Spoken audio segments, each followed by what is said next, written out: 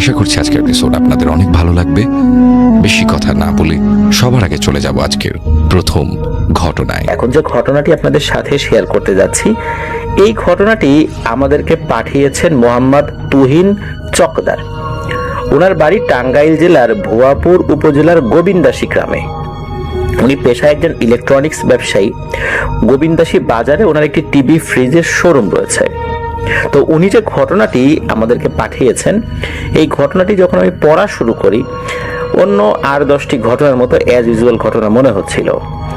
শেষের দিকে এসে একটি টুইস্ট রয়েছে, যেটা আমার ভালো লেগেছে। আর আমি এই ঘটনাটি পড়ার পর রেকর্ডিং এর আগে যখন ওনাকে কল করি, তখন উনি আরো একটি বিষয় আমাকে বলেন। এই বিষয়টি খুবই অদ্ভুত লেগেছে আমার কাছে। প্রিয় লিসেনার্স, পুরো ঘটনাটি শুনলে আশা করি আপনাদের কাছেও ভালো লাগবে। চলুন কথা না বাড়িয়ে চলে যাই আমাদের মূল ঘটনায়। মূলত ঘটনাটি ঘটেছিল 2022 সালের নভেম্বর মাসে। উনি যেহেতু টিভি ফ্রিজের ব্যবসা করেন, সেহেতু ওনাকে বাকিতে বা কিস্তিতে পণ্য বিক্রয় করতে হয়।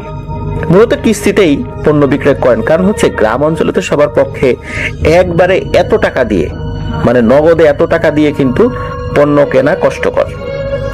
তাই অধিকাংশ সময় যে কাজটি করতে হয়, কিস্তিতে ওনারা পণ্য, মানে ওনার যেই প্রোডাক্টটা রয়েছে, যে পণ্যটা, সেটা ওনারা বিক্রি করেন। তো একজন কাস্টমার, পরিচিত কাস্টমার আর কি, ওনাকে কিস্তিতে একটা ফ্রিজ দিয়েছিলেন 2022 সালের মার্চ মাসে। শর্ত অনুযায়ী প্রতি মাসে অল্প অল্প করে কিস্তি দিতে হবে, কিন্তু ওই কাস্টমার ওনাকে টাকা না দিয়ে শুধু ঘুরাতো। এইভাবে প্রায় 8 মাস ঘুরিয়েছেন উনি। আজ দেয়, কাল দেয়, ফোন দিলে ফোন ধরে না, ফোন বন্ধ করে রাখে। তো দেখা হলে ঘুরে চলে যাওয়া, এই টাইপের কাজ। মানে টাকা যদি কেউ কারো কাছে পায়, তখন যে অবস্থা হয় আর কি, আমরা সচরাচর যেটা দেখি ওই অবস্থায় হয়েছিল আর কি। তো এই কারণে উনি একদিন সিদ্ধান্ত নেন যে তার বাড়িতে চাপেন। এর মধ্যে বেশ কয়েকবার তার বাসায় গেছেন, কিন্তু তাকে বাড়িতে উনি পান নাই। এই কারণে উনি চিন্তা করেছেন যে রাতের বেলা দোকান বন্ধ করে তারপর ওনার বাড়িতে যাবেন। তো যথারীতি দোকান বন্ধ করেন রাত 8টায়। দোকান বন্ধ করে মোটরসাইকেল নিয়ে ওই কাস্টমারের বাড়িতে রওনা দিয়েছেন। ওই কাস্টমারের বাড়ি ছিল ওনার শোরুম থেকে 4 থেকে 5 কিলোমিটার দূরে কয়রা নামক একটা গ্রামে। তো উনি মোটরসাইকেল নিয়ে ওনার বাড়িতে গিয়েছেন। যাওয়ার সময় কিন্তু কোনো ঘটনা ওনার সাথে ঘটে না, একদম স্বাভাবিক ছিল সবকিছু। ঘটনা ঘটেছিল আসার সময়। ওই কাস্টমারের বাড়ি থেকে বের হতে রাত 9:30 বেজে যায়। ওই কয়রা এলাকাটা কিন্তু বিল এলাকা। বিলের ভেতর দিয়ে প্রায় 2 কিলোমিটার রাস্তা। মজার বিষয় হলো, বিলের ভিতর দিয়ে রাস্তা হলেও রাস্তাটা কিন্তু পাকা আর অনেক সুন্দর এবং মনোরম পরিবেশ। তো উনি ওই বিলের রাস্তা দিয়ে মোটরসাইকেল চালিয়ে আসছেন। হঠাৎ করে উনি খেয়াল করেন যে 3-4টা শেয়াল রাস্তায় দাঁড়িয়ে আছে। তো মোটরসাইকেলের লাইট দেখে মনে হয় যে শেয়ালগুলো আরো এগিয়ে আসছে, অথচ মোটরসাইকেলের লাইট দেখে শেয়ালগুলো কিন্তু পালিয়ে যাওয়ার কথা। উনি বিষয়টা স্বাভাবিকভাবেই মনে করেছেন, কারণ রাতের বেলা কিন্তু ওনাকে হরহামেশাই মোটরসাইকেল চালাতে হয়। আর এরকম ঘটনা ওনার সাথে অনেকই ঘটেছে, বিশেষ করে রাস্তার উপরে শেয়াল, কুকুর, বিড়াল এগুলো উঠে আসা। তো উনি বিষয়টা স্বাভাবিক মনে করে মোটরসাইকেল চালাতে থাকেন। কিন্তু একটু পরে দেখেন যে একটা কালো বিড়াল ওনার রাস্তার মাঝখান দিয়ে খুব হেলে দুলে আয়েশ করে হাঁটছে। তো উনি যখন বাইকটা নিয়ে বিড়ালটার কাছে গিয়েছেন, তখন বিড়ালটা কি করলো, ওই বিলের রাস্তার পাশে ধান ক্ষেত রয়েছে, ওই ধান ক্ষেতের ভিতরে নেমে গেল। এটাও স্বাভাবিক ঘটনা, অস্বাভাবিক কিছু নয়। আরেকটু সামনে যাওয়ার পর উনি দেখেন একটি মুরগি সাথে একটা বাচ্চা নিয়ে রাস্তার উপর দিয়ে দৌড়াদৌড়ি করছে। উনি ভাবছেন যে আচ্ছা, এত রাত্রে এখানে মুরগি আসলো কিভাবে? আশেপাশে চোখ যত দূর যায় কোনো ঘর বাড়ি নাই, এখানে বাচ্চা সহ মুরগি আসার তো কথা না। উনি আরো একটা বিষয় খেয়াল করেন, এই মুরগি আর এই মুরগির সাথে থাকা ছোট ছোট বাচ্চাগুলো ওনাকে না সাইড দিচ্ছে না। মজার বিষয় হলো, মোটরসাইকেল তো দ্রুত গতিতে চলছে, ওরাও দৌড়ে দৌড়ে বারবার মোটরসাইকেলের সামনে যাচ্ছে। মোটরসাইকেলের সামনে গেলে ওই বাচ্চাগুলো যে মোটরসাইকেলের চাকার নিচে পড়তে পারে, এই বিষয়টা কিন্তু ওরা বুঝতে পারছে না। অদ্ভুত ব্যাপার হলো, মোটরসাইকেলের চাকার নিচে ওরা পড়ছেও না, কিন্তু বারবার শুধু মোটরসাইকেলের সামনে দিয়ে দৌড়াদৌড়ি করছে। এদিকে তুহিন ভাই তো মোটরসাইকেলের গতি কমিয়ে দিয়েছে, যে মুরগিগুলো যদি বা মুরগির বাচ্চাগুলো যদি মোটরসাইকেলের চাকার নিচে পড়ে, আরে বাচ্চাগুলো তো মারা যাবে। তো উনি কিন্তু আস্তে আস্তে চালাচ্ছিলেন, কিন্তু এই দুষ্টুগুলো পথ ছাড়ছে না, বারবার শুধু সামনে আসছে, খুব বিরক্ত করছে আর কি। তো তখন ওনার ভয় লাগতে শুরু করে। মিনিট খানেক এরকম ঘটনা ঘটে। এরপর ওই মুরগিগুলো ধান ক্ষেতের দিকে চলে যায়, মানে রাস্তা থেকে নেমে ধান ক্ষেতের দিকে চলে যায়। তখন উনি চিন্তা করেন যে এখন তাড়াতাড়ি মোটরসাইকেলটা চালাই আর এখান থেকে ভাগি। উনি মোটরসাইকেল প্রায় 80 কিলোমিটার স্পিডে টান দেন, কিন্তু তখনও বুঝতে পারেন না ওনার সামনে আরো বড় বিপদ অপেক্ষা করছে। উনি যে রাস্তা দিয়ে যাচ্ছিলেন ওই রাস্তায় একটি ছোট্ট ব্রিজ রয়েছে। তো উনি যখন ব্রিজের কাছে আসেন তখন দেখেন বিশাল বড় একটা অবয়ব। ব্রিজের দুই পাশে যে রেলিং রয়েছে, এই রেলিং এ এক পা আর এক রেলিং এ আর এক পা দিয়ে দাঁড়িয়ে রয়েছে। ওই অবয়বের উচ্চতা না হলেও প্রায় 30 ফিটের উপরে হবে, আর ভয়ানক বিভৎস চেহারা। উনি এটা দেখে ওনার তো হার্ট অ্যাটাক করার জোগাড় হয়েছে আর কি, এমন একটা অবস্থা। উনি কি করবেন বুঝতে পারছেন না। উনি জানেন যে এরকম সিচুয়েশনে যদি দুই পায়ের মাঝখান দিয়ে কেউ চলে যায় তাহলে তার মৃত্যু নিশ্চিত। উনি যে বাইক নিয়ে দুই পায়ের মাঝখান দিয়ে চলে যাবেন এইটারও সাহস উনি পাচ্ছেন না। গ্রামের ছেলে, অনেক ময় মুরব্বীর কাছে এই ঘটনা শুনেছিলেন যে এইভাবে যেতে হয় না, অপেক্ষা করতে হয়। তো উনি কি করেছেন, বাইকটা দাঁড় করিয়েছেন। দাঁড় করিয়ে চিন্তা করেছেন পেছন দিকে ঘুরে, মানে বাইকটা ঘুরিয়ে চলে যাই, কারণ এই অবস্থায় তো এদিকে যাওয়া যাবে না। উনি যখন বাইকটা ঘোরানোর চেষ্টা করছেন তখন উনি দেখেন যে ওই যে শেয়ালগুলো প্রথমে দেখেছিলেন উনি, এই শেয়ালগুলো ওনার পেছনে দাঁড়িয়ে রয়েছে এবং ভয়ানক দৃষ্টিতে ওনার দিকে তাকিয়ে রয়েছে। উনি সামনেও যেতে পারছেন না, পেছনেও যেতে পারছেন না। উনি চিন্তা করছেন, হায় হায়, আমার জীবন এখানেই শেষ, হয়তোবা এই ব্রিজের নিচেই আমাকে কাদার মধ্যে এরা গেড়ে ফেলবে, হত্যা করবে। উনি আল্লাহর কাছে সাহায্য চাইতে লাগলেন মনে মনে, এবং দোয়া কালাম যা যা মনে আসছিল ওই সময়ের বাস্তবতায় উনি পাঠ করতে লাগেন। হঠাৎ করে উনি খেয়াল করেন কে যেন টর্চ লাইট নিয়ে ওনার দিকে এগিয়ে আসছে, পেছন দিক থেকে আর কি। তো উনি মনে মনে একটু সাহস পেলেন, আর উনি খেয়াল করেন যে এই যে শেয়াল সামনে যে অবয়বটা ছিল সেগুলো না মিলিয়ে গেছে, কিচ্ছু নাই। ওই অবয়বটা যত কাছে আগান তখন বুঝতে পারেন যে মানে ওনার কাছে মনে হয় যে এটা একটা মানুষ, হাতে একটা টর্চ লাইট, একজন বৃদ্ধ ভদ্রলোক দাঁড়িয়ে আছে। তখন উনি এগিয়ে এসে বলেন যে, কি বাবা, তুমি যাবা কই? এখানে ব্রিজের উপর দাঁড়িয়ে আছো যে? তখন এই তুহিন ভাই বলেন যে, আমার বাড়ি তো গোবিন্দাসী গ্রামে, ওখানে যাব। তখন ওই ভদ্রলোক বলেন যে, ও আচ্ছা, তুমি তো ওইদিকে যাচ্ছ, তা আমার বাড়ি তো ওই দিকটাতেই, ওই পথেই, তুমি আমাকে একটু নামাই দিও। এদিকে তুহিন ভাই তো মনে মনে খুব খুশি, যাকে একজন মানুষ পেলাম। তখন ওই ব্যক্তিকে বাইকের পেছনে উনি তুলে নেন। খানিকটা যাওয়ার পর, বিশেষ করে ওই বিলের ওই রাস্তাটা পার হওয়ার পর একটা মসজিদ পড়ে। উনি হঠাৎ করে বলেন যে, বাবা এইখানে থামো, মসজিদের এখানে আমাকে নামাই দাও। তো কথা অনুযায়ী ওইখানেই উনি বাইকটা থামিয়ে ওখানে ওই ভদ্রলোককে নামিয়ে দেন। নামিয়ে দেওয়ার পর ওই বৃদ্ধ ভদ্রলোক বলেন যে, বাবা রাত করে কখন আর এদিকে আসো না, কেমন? খবরদার, বিপদ হবে কিন্তু। এই বলে উনি পকেট থেকে একটা তেলের শিশি বের করে ওখান থেকে একটু তেল এই তুহিন ভাইয়ের দুই কানে লাগিয়ে দেন এবং বলেন যে, তাড়াতাড়ি বাড়ি চলে যাও, কোনো সমস্যা হবে না। আবার বলছি, রাত করে কিন্তু এদিকে আসবা না, কেমন? মনে থাকে যেন। তারপর উনি তাড়াতাড়ি করে বাড়িতে চলে আসেন। বাড়িতে চলে আসার ওইটুকু পথে আর কোনো সমস্যা হয়নি।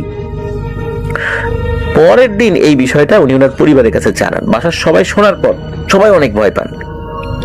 তো এই তুহিন ভাইয়ের একজন তালই মশাই আছেন, যিনি এই বিষয়ে খুব ভালো জানাশোনা এবং জিনে ধরা রোগীর চিকিৎসা করেন। তো তাকে খবর দেওয়া হয়। উনি ওনার পালিত যে জিনগুলো রয়েছে বা ওনার অনুগত জিন রয়েছে তাদের দ্বারা খবর নিয়ে যে তথ্য পান, সেই তথ্যটা আরো ভয়ঙ্কর। বিষয়টা শুধু যে এরকম রাতের বেলা আসার কারণে রাস্তায় ভয় পেয়েছেন উনি, বিষয়টা এমন নয়। উনি বলেন যে ওনাকে যে জিনিসটা ভয় দেখিয়েছে সেটা ওনার দাদির সাথে থাকা একটা খারাপ জিন। তখন সবাই বলেন যে না তো, আমাদের দাদির সাথে তো কোনো খারাপ জিন ছিল না, সবগুলো ভালো জিন ছিল। তখন ওই তালই মশাই বলেন যে তোমাদের দাদির সাথে 7টা জিন থাকতো, এর মধ্যে 6টা জিন ছিল খুব ভালো, আর এই 6টা জিনই তোমার দাদিকে অনেক সাহায্য করত, আর এই 6 জিনের মাধ্যম দিয়ে তোমার দাদি মানুষের উপকার করত। এটা সত্য, দাদি কিছু কবিরাজি ট্রিটমেন্ট করতেন, জিনে ধরা রোগীর চিকিৎসা করতেন। কিন্তু এরা হলো 7 ভাই, এই 7 ভাইয়ের মধ্যে একটা জিন ছিল খুবই দুষ্টু প্রকৃতির আর বোবা জিন। তো এরা যদিও একসাথেই থাকতো, কিন্তু ওই দুষ্টু জিনটা কখনো তোমার দাদির কাছে এসে কোনো মানুষের উপকার করতো না, আর তোমার দাদির সাথে ওইভাবে পরিচয়ও ছিল না। কিন্তু ওই দুষ্টু জিনটা তোমার দাদির কখনো কোনো ক্ষতিও করে নাই, যেহেতু 6 ভাই তোমার দাদুর কাছে আসতো আর কি। এখন ওই তালই মশাই বলেন যে তোমার দাদি মারা যাওয়ার পর ওই 7 জন যে জিন বাড়ির পশ্চিমে যে নারকেল গাছ ছিল, ওই নারকেল গাছে বসবাস করত। ওই নারকেল গাছটা যখন কাটা হয়, তখন ওই 7টা জিন ওই বিলে গিয়ে আশ্রয় নেয়। আর ওই নারকেল গাছ যখন কাটা হয়, তখন ওই নারকেল গাছে প্রথম যে কোপটা, এটা দিয়েছিল তুহিন। এই কারণেই ওই যে বোবা জিনটা, এই জিনটা তুহিনের উপর একটু ক্ষিপ্ত ছিল, রাতের বেলা একা পেয়ে এই জন্য ওকে একটু ভয় দেখিয়েছে। তো উনি এটাও বলেন যে মোটর সাইকেলে করে মসজিদ ঘর পর্যন্ত তুমি যাকে এগিয়ে দিয়ে আসছো, এটা কে জানো? এটা হচ্ছে ওই 7 জিনের মধ্যে সবার বড় সে বড় ভাই। সে খুবই ভালো এবং পরহেজগার। সে যখন দেখেছে যে ওই বোবা জিনটা এসে তোমাকে বিরক্ত করছে, এই কারণে সে এসে ওদেরকে ওখান থেকে ভাগিয়ে দেয় এবং তোমাকে সাথে করে একটা নিরাপদ জায়গা পর্যন্ত এগিয়ে দেয়। আর তোমার কানে যে তেল দিয়ে দিয়েছিল, এই তেলের কারণে ওই দুষ্টু জিনটাও পরে এসে তোমাকে বিরক্ত করতে পারেনি। তা না হলে কিন্তু ওইটা আবারও এসে তোমাকে বিরক্ত করত। এরপর থেকে কিন্তু তুহিন ভাই কখনোই রাতের বেলা কোনো কিস্তি কালেকশনে যেতেন না। আর তুহিন ভাইয়ের সাথে আমার যখন ফোনে কথা হলো, উনি আর একটি অদ্ভুত তথ্য জানালেন। সেটা হলো ওই নারকেল গাছটি যে কেটেছিলেন, এটা দরকারে পড়েই কাটা হয়েছিল। সেটা হলো ওনার চাচাতো ভাই যখন ঘর তৈরি করবেন, ওই ঘর দেওয়ার সময় গাছটি কাটার প্রয়োজন ছিল। কিন্তু ওই পরিবারের কোনো সদস্যই যে জানা ছিল না তাদের যে ওনাদের দাদির সাথে থাকা জিন ওই গাছে থাকে, কারণ তারা কখনোই কোনো আলামত প্রকাশ করেনি, যার কারণে ওনারাও বুঝতে পারেনি।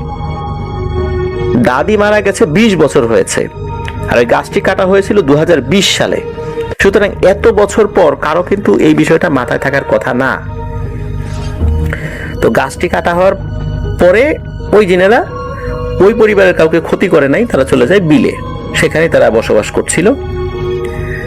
এরপরে কি হয়, ওই করোনা চলে আসে। করোনার ওই প্রকোপের কারণে ঘর তৈরি করতে দেরি হয়। গত কুরবানি ঈদের আগে এই ঘরটি তৈরি করা হয়। তো আমাকে তুহিন ভাই বলছিলেন যে ওনাদের ওখানে ঘরের মেঝেটা তৈরি করার আগে ঘরটা যেন সোজা হয়, যেদিকেই করা হোক না কেন সোজা হয়, এই জন্য সুতা দিয়ে এক ধরনের মাপ দেয়া হয়। এটাকে নাকি ওনাদের ওইখানে চৌষট বলে। তো সুতা দিয়ে যখন মাপ দেয়া হচ্ছিল, বারবার নাকি কোনো একটা সাইডে বাঁকা হয়ে যাচ্ছিল। তখন যিনি হেডমিস্ত্রি উনি আসেন, উনি এসে বিষয়টা দেখেন, উনিও অনেক চেষ্টা করে এটার কোনো সমাধান করতে পারেন না। তো যেদিন সুতা দিয়ে মাপ দেওয়া হচ্ছিল ওই দিন ছিল সোমবার। তো উনি নাকি বলেন যে সোমবারে ওনারা ঘরের মাপ সাধারণত দেন না, দিলে ভুল হওয়ার নাকি সম্ভাবনা আছে, এটা ওনাদের আর কি বিশ্বাস। তো পরের দিন দেয়া হয়, এরপরে কোনো সমাধান হয় না। অনেক কষ্টে ঘরটি মোটামুটি ওনাদের চোখের মাপ বা যতটুকু হয় করা হলেও ওই ঘরটি এক সাইডে বাঁকাই রয়ে যায়। কেন এমনটা হয়েছে, এত কষ্ট করার পর, এত চেষ্টা করার পর, সুতা দিয়ে মাপ দেওয়ার পরও ঘরটা কেন বাঁকা হলো, এইটার কোনো ব্যাখ্যা ওনারা খুঁজে পান না। এবং ওনার চাচাতো ভাই তুহিন ভাই চাচাতো ভাইরা, ওনারা তো ঢাকাতে থাকেন, কোনো অকেশনে বাড়িতে আসেন। তো ওনাদেরই এক আত্মীয় ওই বাড়িতে ওই ঘরে ছিলেন। ওই সময় সন্ধ্যার পরে আর কি ক্লান্ত ছিলেন, একটু ঘুমানোর চেষ্টা করছিলেন। হঠাৎ করে কে যেন ওনাকে ধমক দিয়েছে। উনি ধর্মর করে উঠে ঘর থেকে বের হয়ে চিৎকার চেঁচামেচি শুরু করেছেন। এরপরে ওই ঘরে দোয়া দুরূদ পাঠ করা হয়, যার ফলশ্রুতিতে আর কোনো সমস্যা না হলেও এখনো পর্যন্ত ওই ঘরটি কিন্তু বাঁকাই রয়ে গেছে, কিছুটা বাঁকা। তো আসলে অদ্ভুত একটি ব্যাপার। প্রিয় লিসেনার্স, আশা করছি ওই এলাকায় যারা আছেন তারা এই যে চৌষট শব্দটা, যে সুতা দিয়ে ঘর মাপার যে ব্যাপারটা, এটা হয়তো বা আপনারা বুঝতে পারবেন। আমি কিছুটা অনুমান করতে পারছি যে অনেক সময় বাগানে গাছ লাগানোর সময় সুতা দিয়ে লাইনটা যেন সোজা হয়, যেন সুতা টানানো হয়, রাস্তা তৈরি করার সময় সুতা টানানো হয়, ঘরের খুঁটিগুলো যেন সোজা হয়, বাঁকা না হয়ে যায়, একটার সাথে আর একটা যেন এলোমেলো না হয়ে যায়, এজন্য কিন্তু সুতা দিয়ে এটার একটা সীমানা নির্ধারণ করা হয় যে কোন জায়গায় খুঁটিগুলো গাড়া হবে। অদ্ভুত ব্যাপার, এতগুলো মানুষ মিলে ঘর সোজা করতে পারলো না, কোনোভাবেই হলো না। এক সাইড সোজা করে তো আর এক সাইড নাকি কিছুটা বাঁকা হয়, মানে কোনোভাবেই মেলে না। এটা একটা অদ্ভুত ব্যাপার। ধন্যবাদ তুহিন চকদার ভাইকে, চমৎকার একটি ঘটনা আমাদের সাথে শেয়ার করেছেন। আশা করছি লিসেনারদের ঘটনাটি ভালো লেগেছে।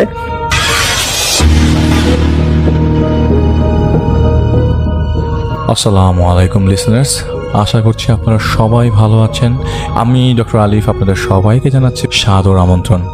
আমরা চলে যাচ্ছি আমার ঘটনায়, যার ঘটনাটা আমাদেরকে শেয়ার করেছেন রাজন ভাই। আমি আপনাদেরকে ঈদ স্পেশাল এপিসোডে রাজন ভাই এবং তার এক পরিচিত আপুর কথা শেয়ার করেছি। তার ঘটনা, সেই আপুর বাবা মা ছিল না। আপনারা জানতেন যে তার একটা অ্যাক্সিডেন্ট হয়েছিল এবং সেটার কিছু ঘটনা অংশ বিশেষ আমরা এখানে শেয়ার করব। তো এটা দ্বিতীয় ঘটনা হিসাবে উনি ঘটনা যেটা জানবেন ওই আপুকে নিয়েই, যেটা ঘটনাস্থলটা জয়পুরহাট। তো ঘটনা হচ্ছে একটা ইমাম সাহেব তার আপুকে সলিউশনে চলে গেছিলো। ইমাম সাহেব তার আপুর জিনিসটা দেখছিল, প্রবলেমটা দেখছিল, আপনারা সবাই জানেন। তো ইমাম সাহেব আপুকে, ওইটার কন্টিনিউয়েশন কিন্তু। তো ইমাম সাহেব আপুকে ওনার ফ্যামিলির অতীতে করে আসা ভুলগুলোর কথা আপুকে জানিয়েছিল এবং আশ্বাস দিয়েছিল যদি আল্লাহ চায় তুমি এই সমস্যা থেকে পরিত্রাণ পাবে। তো ইমাম সাহেব কিন্তু তার আপুর বান্ধবীর বাবা। তো ইমাম সাহেব আপুকে আরও বলেন সমস্যার সমাধান না আসা পর্যন্ত তুমি চাইলে তার এখানেই থাকতে পারো, যেহেতু আমার মেয়ে তোমার খুব ঘনিষ্ঠ বান্ধবী এবং আশা করছি তোমার কোনো সমস্যা হবে না। তো এখানে থাকলে আর এর মধ্যে যদি কোনো অশরীরী ঘটনা ঘটে তাহলে আমি তা সামলে নেবো ইনশাল্লাহ। এবং যা ইমাম সাহেব জুম্মার দিন মাগরিবের পর আপুদের বাসায় একা কিছু কাজ করে যাবেন বলে জানান এবং আপু থাকা শুরু করেন সেখানেই। এরপর সম্ভবত শুক্রবার ছিল। তো জুমার দিন ইমাম সাহেব মাগরিবের নামাজ আদায় করে আপুর থেকে চাবি নিয়ে ওনাদের বাসার দিকে রওনা দেন এবং উনি সবাইকে বলে গিয়েছিল যে ওই আপুকে নিয়ে অহেতুক তাকে নিয়ে কোনো অহেতুক যেন চিন্তা কেউ না করে। আল্লাহর রহমতে তিনি অতীত এসব ঘটনার সমস্যা সমাধান করেছেন এবং এবারও করতে পারবে। এরপরে ঘটনাটুক আপু, ইমাম সাহেব ও ইমাম সাহেবের ফ্যামিলি নিয়ে ঘটা 17 দিনের একটা অভিজ্ঞতার ঘটনা। তো ইমাম সাহেব মেইন গেট পেরিয়ে কলাপসিবল গেটটা খুলতে যাবার সময় বেশ হালকা ধ্বনিতে শুনতে পাচ্ছিল ভেতর থেকে একজন মহিলা একজন পুরুষের ঝগড়া বিবাদের শব্দ, প্রচণ্ড বিশ্রী ভাষায় গালাগালি। তিনি কলাপসিবল গেট থেকে হালকা ডানে গিয়ে কিচেনের সামনের দিকটায় জানালায় গিয়ে কান পাতেন। ঝগড়া যেন প্রতি মুহূর্তে বেড়েই চলছে। বাড়ির ভেতর জিনিসপত্র ভাঙচুর, কান্নাকাটি, আর্তনাদ, গালাগালি, প্রচণ্ড শব্দ, মারপিটের শব্দ। মায়ের শব্দগুলো এমন শোনা যাচ্ছিল যে এমনভাবে যদি কেউ মারে, যেমন কোনো বেশ শক্তিশালী জন্তুর গায়ে কেউ যতটা জন্তুর উপর দেওয়ার পরে জন্তুটা মুহূর্তে জ্ঞান হারিয়ে ফেলতো। তিনি বুঝতে পারছিলেন জিনগুলো তার উপস্থিতি টের পেয়ে সব ভয় দেখানোর কাণ্ড কারখানা জুড়ে দিয়েছে যাতে তিনি ভয় পেয়ে পালিয়ে যান। তিনি দোয়া পরে নিজের শরীর বন্ধ করে হাতে চাবিটা নিয়ে কলাপসিবল গেটের তালাটা খুলে ভেতরে প্রবেশ করেন। এটা কিন্তু আপুটার বাসার কথা বলছে। আপু তখন তার বাসায়। তো ফ্ল্যাটের দরজা দিয়ে ঢুকে তিনি বেশ বাজে একটা গন্ধ পান। একসাথে 1000টা পশু পচে গেলে যেমন তীব্র দুর্গন্ধ, সেরকম দুর্গন্ধ। এতক্ষণ ঝগড়া, জিনিসপত্র ভাঙচুরের আওয়াজ তিনি পেলেও ঘরে ঢুকে দেখেন তিনি একদম ঠান্ডা পরিবেশ। পুরো ঘর জুড়ে গোমট বাঁধা নিস্তব্ধতা, পিন ড্রপ সাইলেন্স যেটাকে বলে। মনে হচ্ছিল যেন কেউ হাত থেকে একটা সুই ফেলে দিলেও সেটার শব্দ হারিয়ে যাবে। তো যেহেতু মাগরিবের সময় ছিল এবং শীতকালে বেলা খুব তাড়াতাড়ি ফুরোয়, এই জন্য তিনি সাথে করে একটা টর্চ লাইট এনেছিলেন। লাইট মেরে ডাইনিং পর্যন্ত যাবার পর তিনি ভেতরের বাম পাশের রুম থেকে রকিং চেয়ারে দুলে যাবার আওয়াজ শুনতে পান। তিনি মানসিকভাবে সম্পূর্ণ প্রস্তুতি নিয়ে এসেছিলেন। 19-20 না ভাবে তিনি দরজাটা খুলে চেক করবেন বলে ঠিক করেন, কিন্তু দরজা কোনো মতে তিনি খুলতে পারছিলেন না। ওই রুমটা ছিল ওই আপুটার বাবা মায়ের। ভেতর থেকে তিনি রকিং চেয়ার দেওল খাবার শব্দটা পেয়েই যাচ্ছিলেন। দরজা খুলতে সক্ষম না হয়ে কিছুক্ষণ পর তিনি ভারী কণ্ঠে দরজার এপাশ থেকে জিজ্ঞেস করেন, কি নাম তোমার? কোনো উত্তর নেই, চেয়ার দুলেই যাচ্ছে।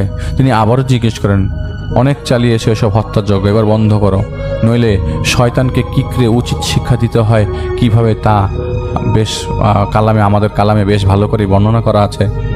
ভেতর থেকে একটা মোটা কণ্ঠ ইমাম সাহেবকেও উদ্দেশ্য করে ভেসে আসে, তুই এখানে কেন দাঁড়িয়ে আছিস আমি জানি, এটাও তোর 4টে চেলাগুলো বাড়ির বাইরে 4 কোনায় দাঁড়িয়ে আছে। ইমাম সাহেব বললেন, সে যাই হোক, আগে বলো এত ক্ষতি করার পরেও কেন এই বাড়ির পেছনে পড়ে আছো? মেয়েটার আগে পরে কোথাও পাপ কোনো সমস্যা নেই, সে নিষ্পাপ, আর নিষ্পাপের উপর জুলুম হলে আল্লাহর আরশ কেঁপে ওঠে। এতটুকু বলার পর ওনার টর্চটা হঠাৎ বন্ধ হয়ে যায়। ইমাম সাহেব কিছুটা ঘাবড়ে যান, হালকা ভয় পাওয়া কাঁপাকাঁপি হাতে টর্চার সামনে ঝাঁকি দিতেই আবারও জ্বলে ওঠে। ভেতর থেকে কেউ একজন আবারও বলতে থাকে, কিরে তুই এতটুকুই ভয় পেয়ে গেলি দুর্বল মানুষের বাচ্চা? আর এই সাহস নিয়ে তুই এসেছিস আমার সাথে মোকাবেলা করতে? যেখান থেকে এসেছিস সেখানে ফিরে যা, আমার মত পাল্টানোর আগেই ফিরে যা। আমার মতের পরিবর্তন হলে ওই মেয়ের পরে তোদের পেছনে লাগবো।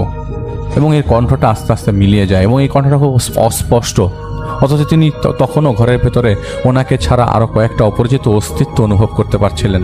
তিনি এরপর অনেক চেষ্টা করে সেটিকে আবারও হাজির করতে চান, কিন্তু সক্ষম হননি। ব্যর্থ হয়ে তিনি বাড়ি ফিরে আসেন।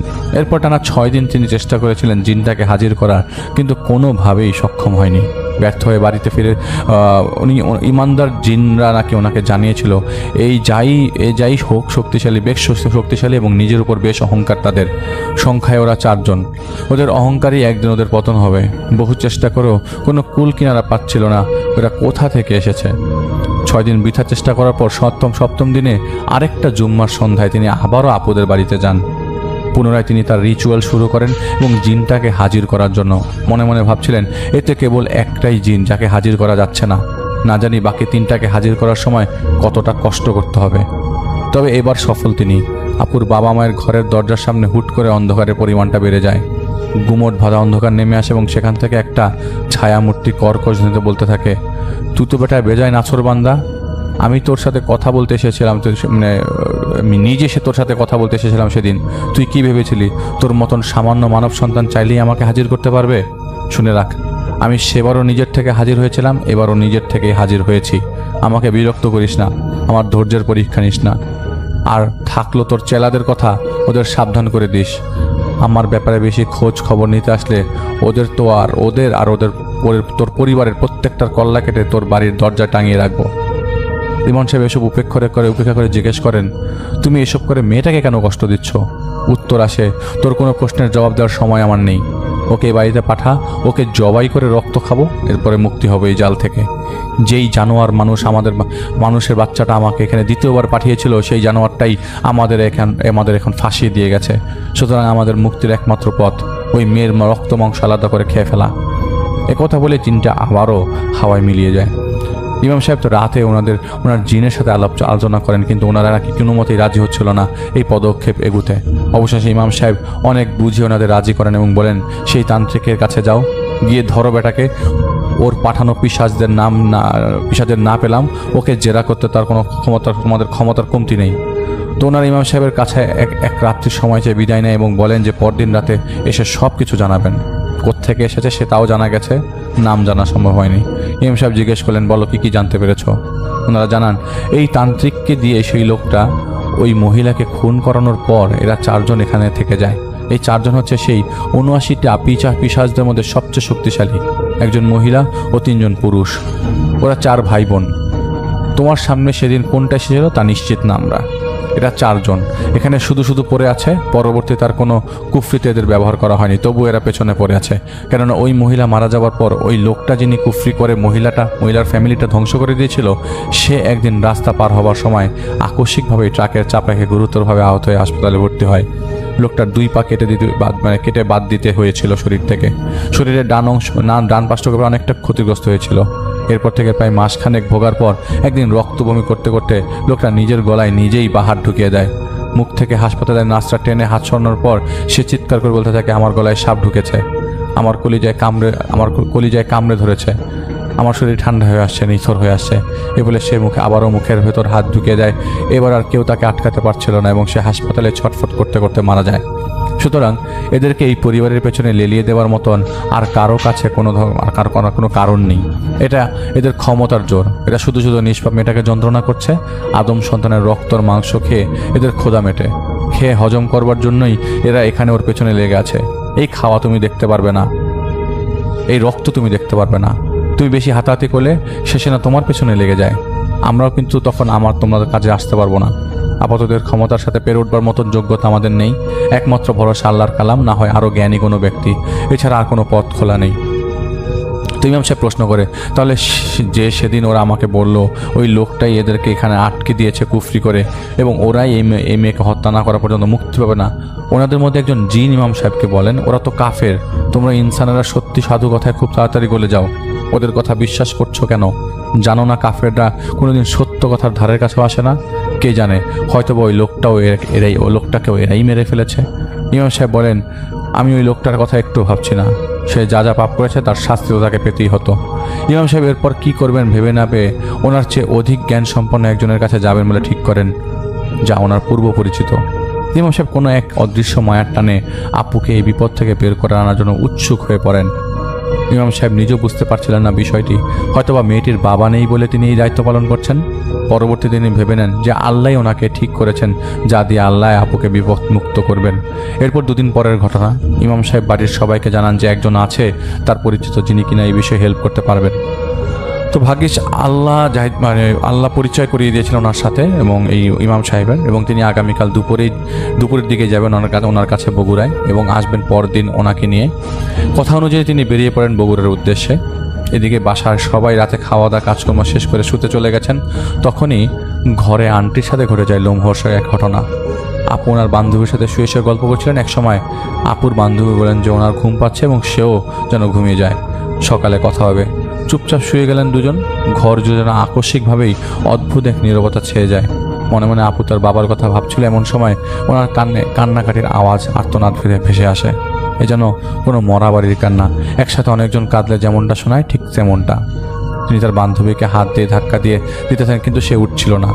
ভয়ের কারণে তিনি না চেয়েও ভুলবশত ওনার বান্ধবীকে একটা চর মেরে বসেন, এবং উনি উঠেই চমকে জিজ্ঞেস করেন, কী ব্যাপার, মারলি নাকি? তো আপু বলেন, বিশ্বাস কর, আমি এই মাত্রই কারো কান্নাকাটির শব্দে ভয় পেয়ে তোকে ডাকাডাকি করছিলাম, কিন্তু তুই উঠছিলিস না, তাই নার্ভাস হয়ে চর মেরে বসেছি, সরি। ওনার বান্ধবী জানায়, কান্নাকাটির শব্দ? আমি স্বপ্নে দেখলাম যে বাবা বাসে করে ফেরার পথে সড়ক দুর্ঘটনায় মারা গেছে, এবং আমাদের বাড়িতে আত্মীয়রা সবাই কান্নাকাটি করছে। তুই আমার গায়ে ধাক্কাতে ডাকছিস, কিন্তু আমি অবাক হয়ে যেন বাবার নিথর দেহটার দিকে তাকিয়ে আছি, ওই আপুর বান্ধবী বলছে। পুরোটা বলে শেষ করতে না করতেই দুজন শুনতে পান ঘরের ভেতর থেকে আন্টি মানে বান্ধবীর মায়ের চিৎকার। একের পর এক টানা কয়েকবার চিৎকারের শব্দ।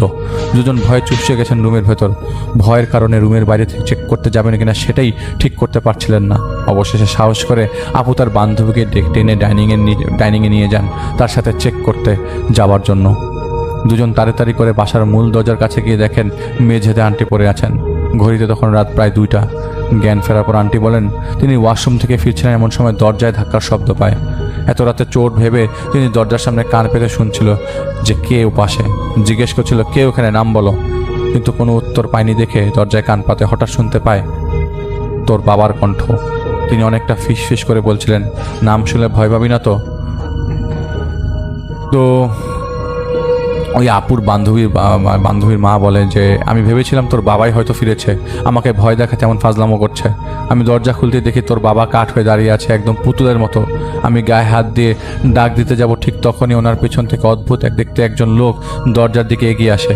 আমি তার চেহারা দেখেই চিৎকার শুরু করি। কমপক্ষে 7 ফুট লম্বা, গায়ে কালো কাপড় জড়ানো, মুখটা মানুষ আকৃতির হলেও অনেকটা বানরের মতো, হাত জুড়ে ভাল্লুকের মতো লম্বা লম্বা লোম, দাঁতগুলো স্বাভাবিকের তুলনায় বেশ বড় বড়, হাতে ছিল তার কুড়ালের মতো কিছু একটা। সে এসে তোর বাবার পাশে দাঁড়ায় এবং আমার দিকে তাকায়। চোখ দুটো যেন রক্তে ভেজা ছিল, এবং ভেতরে কোনো মনি নেই। আমার মনে হচ্ছিল যেন কোনো জন্মের রাগ ক্ষোভ নিয়ে সে আমার দিকে তাকিয়ে আছে। আমার দিকে তাকিয়ে সে দাঁত কিটকিট করে জিজ্ঞেস করছে, কিরে, নাম জানতে চাস? এত সাহস তো ভালো না রে, নাম শুনবি? আজকে নাম শোনাচ্ছি। মেয়েটাকে শেষ করে তোদের নিজের নাম বলবো, নিজের নাম ভোলাবো। নে শোন নাম। এটা বলেই সে তার হাতে থাকা কুড়াল জাতীয় জিনিসটা তোর বাবার ঘাড়ে এক কোপ দিয়ে শরীর থেকে মাথাটা আলাদা করে দেয়। তোর বাবার মাথা গড়াতে গড়াতে আমার পায়ের কাছে এসে বিভৎস হাসি দিয়ে বলে, রাঘুচন্দ্র। এরপর আর আমার কিছু মনে নেই। তার মা মানে মেয়েটার বান্ধবীর মা বলল, চোখ খুলেই দেখি তোরা আমার সামনে। বান্ধবীর দাদি এসব শোনার পর আপুকে অনেক কথা শোনান যে কি এক মরা বিপদ এনে জুটিয়েছে আমার নাতনির আর ছেলে, শেষে অকালে না সবার প্রাণ হারাতে হয়। আরও অনেক কথা শোনান যা আপুর প্রচণ্ড খারাপ লাগে, তিনি তা শেয়ার করেননি। পরে তিনি দাদিকে বলেন সকাল হলেই চলে যাবে, আর এই বাড়িতে বিপদ নিয়ে ফিরবে না। বিপদ যখন আল্লাহ তার কপালে লিখে দিয়েছেন, তখন সেই বিপদ সরানোর মালিকও স্বয়ং আল্লাহই, যা আছে কপালে দেখা যাবে। মন খারাপ করে তিনি ঘরে চলে আসেন এবং শুয়ে পড়েন। পরদিন সকালে সবাইকে জানান যে শুয়ে পড়ার পর রাত প্রত্যেকেই নাকি জানালার উপাস থেকে জবাইকৃত গরু যেভাবে নিঃশ্বাস ফেলে ঠিক সেভাবেই শব্দ পাচ্ছিলেন। পরদিন দুপুরে ইমাম সাহেব ওই লোকটিকে নিয়ে ফেরেন, আর যার খোঁজে তিনি গিয়েছিলেন। বাড়ি ফিরে গত রাতের সব ঘটনা তিনি শুনে বলেন, আর এসব কমন ঘটনা, ভয় দেখাতে এসব করেছে। ঘরে তো আর ঢুকতে পারেনি, পারবেও না, ওর কোনো ক্ষমতাও নেই। সেই ক্ষমতা আল্লাহর, এবং তিনি হেফাজত করবেন। বিকালের পর তিনি আর সেই লোক আপুদের বাড়িতে যান। ভিতরে ঢুকে লোকটি শুধু একটা কথাই বলেন, ভাই যদি সম্ভব হয় তো আমাকে ক্ষমা করেন, এত বড় রিস্ক আমি নিতে পারবো না, বাইরে চলুন। বাইরে বেরিয়ে ইমাম সাহেবকে জানান, যদি আপনি ভালো চান তাহলে আমি আপনাকে কয়েকটা আমল শিখিয়ে দেবো, যার মাধ্যমে ইনশাআল্লাহ আপনি পিশাচগুলোকে তাড়াতে সক্ষম হবেন। কিন্তু সাফল্যের হার আধাআধি, হতে পারে আবার নাও হতে পারে। হিতে বিপরীত হলেও ওরা খেপে গিয়ে শেষে আমার পেছনে পড়ে যাবে। এই জন্য আমি এই রিস্ক নেওয়ার সাহস করতে পারছি না। এটা শুধু জিন নয়, এটা এক একটা রক্ত খেকো জানোয়ার, আমাকে ক্ষমা করবেন। তো ইমাম সাহেব উপায় না পেয়ে সেই লোকটির কাছে আমল শিখে নেন, ওনাকে বিদায় জানিয়ে আসেন।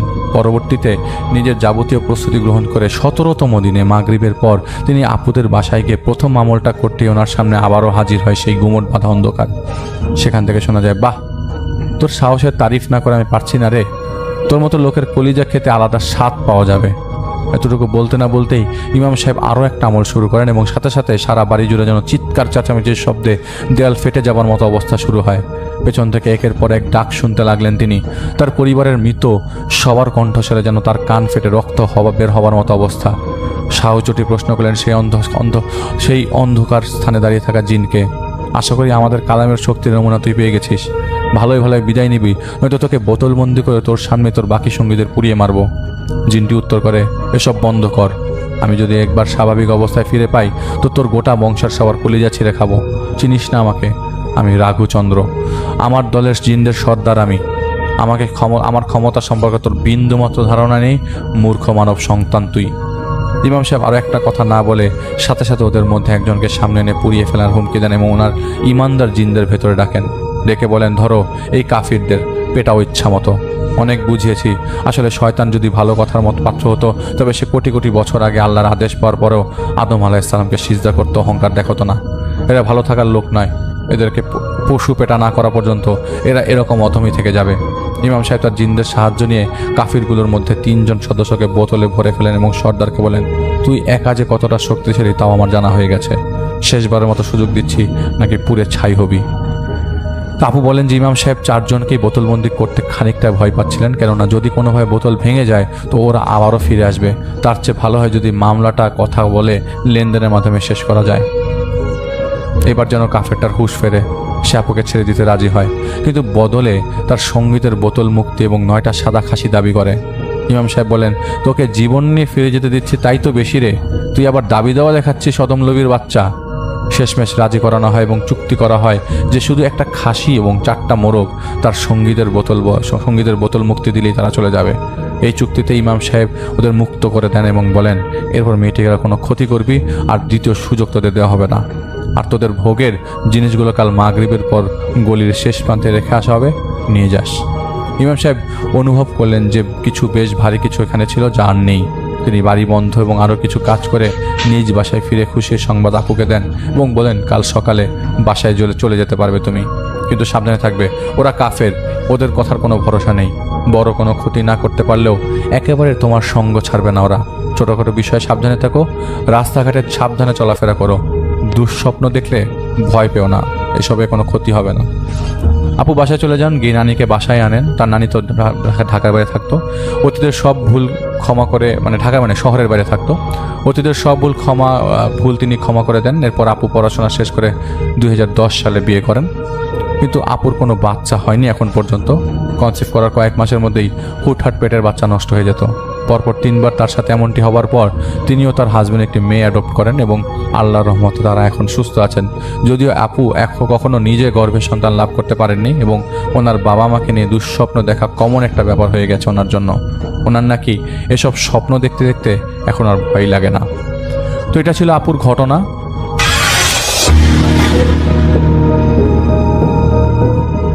যিনি ঘটনা পাঠিয়েছেন তিনি নাম প্রকাশে অনিচ্ছুক।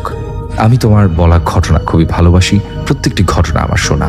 ভূতের ঘটনা শুনতে ভালোবাসি বরাবর, কিন্তু ভূত যে সত্যি আজও আছে সেটা আগে ঠিক বিশ্বাস হতো না। কিন্তু আজ যে অভিজ্ঞতার কথা তোমায় বলবো সেটি ঘটার পর ভূত বলে যে সত্যি কিছু আছে তা এখন আমি বিশ্বাস করি। এই ঘটনাটি আমাদের পরিবারের সাথে ঘটে যাওয়া একটি সত্য ঘটনা। সালটা ছিল 2020, 8ই জানুয়ারি। সেই দিন আমার কলেজের 3rd সেমিস্টারের শেষ পরীক্ষা। আমার পরীক্ষাটি খুব একটা ভালো যায়নি, সেই জন্য মন মেজাজ ঠিক ভালো ছিল না। বাড়ি এসে খাওয়া দাওয়া সেরে সবে বিছানাতে শুয়েছি, এমন সময় কাকি হঠাৎ করে চিৎকার করতে থাকে। আমি এবং বাড়ির সকলে বুঝতে পারি না যে ব্যাপারটা কি, তাই আমরা সকলে ছুটে যাই কাকির ঘরে। সিঁড়ি দিয়ে উপরে উঠে দেখি আমার কাকির বড় মেয়ে বুবুন গলায় দড়ি দিয়ে আত্মহত্যা করেছে এবং কাকি তাকে ধরে অঝরে কাঁদছে। 11 বছরের একটি ছোট মেয়ে এটি কেন করলো তার উত্তর এখনো আমাদের অজানা। বুবুন ছিল বাড়ির খুবই আদুরে একজন সদস্য। তার এই হঠাৎ চলে যাওয়া আমরা কেউ মেনে নিতে পারছিলাম না। সাথে আমার বোন অনেক বেশি ভেঙে পড়ল, কারণ কাছের বন্ধু বলতে সেই ছিল তার একমাত্র। এরপর বুবুনকে নামানো হয়, যথারীতি তার সব কাজ সম্পূর্ণ করা হয়। 3 দিনের দিন ঘটল এক অদ্ভুত ব্যাপার। কাকি সন্ধেবেলায় ধুনো দিতে গিয়ে ভীষণ ভয় পেয়ে গেলেন এবং সকলকে সিঁড়ির ঘরের দিকে দেখাতে থাকেন। তার কথা অনুযায়ী সে নাকি বুবুনকে দেখেছে সিঁড়ির ঘরের দিকের অন্ধকারে, খোলা চুল, বড় বড় চোখ, একটি পা একদিকে সিঁড়িতে আর অন্য পা অপর দিকের সিঁড়িতে দিয়ে সে তাকিয়ে আছে নিচের দিকে, আর সাথে তাকে জড়িয়ে আছে যেন আরো ঘন কালো অন্ধকার। কাকির মনে সাহস জোগানোর জন্য ব্যাপারটিকে বেশি গুরুত্ব না দিয়ে সবাই কাকিকে বোঝালেন ওটা তার মনের ভুল, আর কিছু না। রাতে খাওয়া সেরে কাকি, কাকা, জ্যাঠা, জেঠি এবং একটি কাকু কাকিদের উপরের ঘরে ঘুমোতে গেলেন, কারণ বড়দের কথা অনুযায়ী ঘর নাকি ফাঁকা রাখতে নেই, তাতে নাকি আরো সমস্যা হতে পারে। তাই কাজেই কোনো উপায় নেই বলে সকলেই শুতে চলে গেলেন। রাতে কারোর চোখে ঘুম আসছিল না, হয়তো কোনো একটা অজানা ভয় অথবা বুবুনের এমন চলে যাওয়া, এই ভাবতে ভাবতেই সময় কাটছিল। রাত 2টো হবে। আচমকা সকলে শুনতে পেলেন একটি শব্দ। একটু ভালোভাবে শুনলে তারা বুঝতে পারলেন বাথরুমে জল ঢালার শব্দ। কিন্তু এটা তো কোনোভাবে সম্ভব না, কারণ তারা তো শোবার আগে ওপরে ঘরের দরজা বন্ধ করেই শুয়েছিলেন। তাহলে বাথরুমে জল ঢালছে কি? এমন সময় হঠাৎ তারা অনুভব করলেন আরো একটি শব্দ, দরজা আঁচড়ানোর শব্দ। এইবার ভিতরে থাকা প্রায় সকলেই প্রচন্ড ভয় পেয়ে যান, আর কোনো কথা বলবার শক্তিই থাকে না তাদের। ঠিক এমন সময় কাকু ভিতর থেকে বলে উঠলেন, কে রে, কে বাইরে, যা এখান দিয়ে। 2-1বার বলতেই সব বন্ধ হয়ে গেল। তারপর সারা রাত আর কিছু ঘটল না। এরপর দিয়ে বাড়িতে অস্বাভাবিক ঘটনা নিয়মিত ঘটতে শুরু হলো। একদিন হলো কি, আমি আমাদের বারান্দায় বাসন গোছাচ্ছিলাম। হঠাৎ আমাদের ঘর দিয়ে খুব সুন্দরভাবে গুনগুন গানের সুর ভেসে আসতে থাকে। আমি মনে করি আমার বোন। আমি বলি, আমি তখন দিয়ে একা একা কাজ করে যাচ্ছি আর তুই ঘরে গান গাইছিস, এক্ষুনি আয় আমার সাথে কাজ কর, নয়তো আমি মাকে ডাকবো। কিন্তু ভিতর দিয়ে কোনো উত্তর আসে না, আর সেই গুনগুন স্বরও বন্ধ হয়ে যায়। আমি রেগে গিয়ে উঠে রুমে যাই। কই, ঘর তো ফাঁকা, ঘরে তো কেউ নেই। আরো একদিনের ঘটনা, কাকি ও জেঠি কাকিদের উপরে যাচ্ছিলেন। হঠাৎ তারা একই সঙ্গে সিঁড়িতে দাঁড়িয়ে পড়েন। কিছুক্ষণ পর তারা তাড়াহুড়ো করে নিচে নেমেও পড়েন। এরপর কাকি জেঠিকে জিজ্ঞাসা করলেন, শুনলে তুমি? জেঠি বলেন, আমিও শুনেছি। ওই ছাদের দিক থেকে একটা কান্নার আওয়াজ ভেসে আসছে না? এই এই ভুতুরে ব্যাপারগুলো দিন দিন বাড়তেই থাকে। সেই কারণে মাঝে মধ্যেই বাড়িতে কেউ না কেউ ভীষণ ভয় পেয়ে যেতেন। পুলিশ কেস পর্যন্ত করা হয়, কিন্তু কিছু পাওয়া যায় না। বেশ কিছুদিন পর একদিন আমার বোন পড়া সেরে বাড়ি ফিরছিল। বাড়িতে ঢুকে হঠাৎ করেই কি মনে হতে বোনের চোখ গেল সেই কাকিদের সিঁড়ির দিকে, এবং সাথে সাথেই বোনের সারা শরীর বেয়ে ঠান্ডা স্রোত নেমে এলো। বোন অবাক হয়ে ভাবতে থাকে সেটা কি দেখছে, এটা কি সত্যি? বোন দেখলো আমার কাকির মেয়ে অর্থাৎ বুবুন বসে আছে সিঁড়ির মাঝে, মাথা নিচু করে, চুলগুলো এলোমেলো খোলা, আর সাথে বোন খেয়াল করলো সে ওই একই জামা পরে আছে যেটা পরে বুবুন আত্মহত্যা করেছিল। ভয় পেয়ে বোন সেখান দিয়ে তাড়াতাড়ি চলে যেতে চাইলো। আবার কি মনে হতেই সে একবার ফিরে তাকালো, কিন্তু সে অবাক হয়ে গেল। না, কিছু তো নেই। এরপর বোন মাকে সব জানায়। বোনের কথা অনুযায়ী সে স্পষ্ট দেখেছে, আর সেটা কখনোই চোখের ভুল হতে পারে না। আমরা সবাই বোনকে বোঝাই যে ওটা কিছু না, বেশি ভাবলে অমন হয়। পরে জেঠি জানালেন যে সেও নাকি বুবুনকে দেখেছেন গভীর রাতে ছাদে পিছন দিক করে বসে থাকতে, তার মুখ ঠিকভাবে দেখা যাচ্ছিল না। এইভাবে দিন যেতে লাগলো। কোভিড চলে এলো, সবাই বাড়িতে একসঙ্গে থাকতে শুরু করলাম আমরা। সেই কারণে ভয়টাও একটু কমে এসেছিল। 22শে মার্চ সেদিন প্রত্যেকটি ভারতবাসী ঠিক বিকেল 5টার সময় থালা বাজাতে ব্যস্ত ছিলেন। সেদিন আমিও বাড়ির সকলের সাথে থালা বাজাতে গেছিলাম ছাদে, আর বোন নিচে আমাদের জন্য অপেক্ষা করছিল। এমন সময় বোনের চোখ গেল আবারও ঠিক কাকিমাদের সিঁড়ির দিকে, আর বোন খেয়াল করলো কেউ যেন সিঁড়ির উপর দাঁড়িয়ে আছে। এবং বোনের বুঝতে ভুল হলো না সে কে। সে আর কেউ না, বুবুন। হ্যাঁ, বুবুন দাঁড়িয়ে আছে সিঁড়ির উপর, কিন্তু সিঁড়ির পরবর্তী অংশের কারণে ওর মুখ ঠিক দেখা যাচ্ছে না, কেবলমাত্র পা দুটি দৃশ্যমান। এই সময় বোন শুনতে পেল একটা চাপা গোঙানির শব্দ, যেন আমাদের উপর ওর খুব রাগ। এরপর বোন জানায় বুবুন নাকি সেই ঘরেই উঠে চলে যায় যেই ঘরে সে আত্মহত্যা করেছিল। বোন এবার অনেক ভয় পেয়ে যায়, এতই ভয় পেয়ে যায় যে এখনো পর্যন্ত বোন একা থাকতে ভয় পায়। মা সব শুনে আর সময় নষ্ট না করে বোনকে একজনকে দেখান, আর তার সাথে বোনকে চোখে চোখে রাখতে শুরু করেন। কিন্তু বাড়িতে সেই ভুতুরে পরিবেশ কোনোভাবেই ঠিক হচ্ছিল না। সকলেই তার উপস্থিতি বুঝতে পারত। সে আমাদের কোনো রকম ক্ষতি না করলেও হঠাৎ দরজা বন্ধ হয়ে যাওয়া বা জানলায় তার অবয়ব দেখা, এগুলো স্বাভাবিক ছিল না আমাদের কাছে। বাড়িতে পুজো, কীর্তন, হরিনাম অনেক কিছু করা হয়, কিন্তু কোনো কিছুই কোনো কাজ দেয় না। সেই কারণে বাড়ির বড়রা সকলে মিলে ঠিক করেন যে বাড়ি প্রমোটিংয়ে দেওয়া হবে, আর বুবুনের নামে একটি বড় পুজো দেওয়া হবে।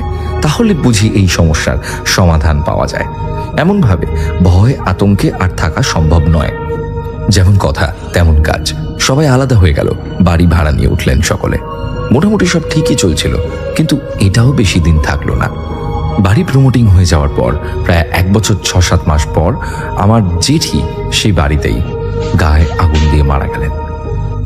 তিনি মারা যাওয়ার 4 দিনের দিন আমরা সকালে উঠে দেখি আমাদের রান্নাঘরের সবকিছু ছড়ানো ছিল, সব মাটিতে পড়ে আছে।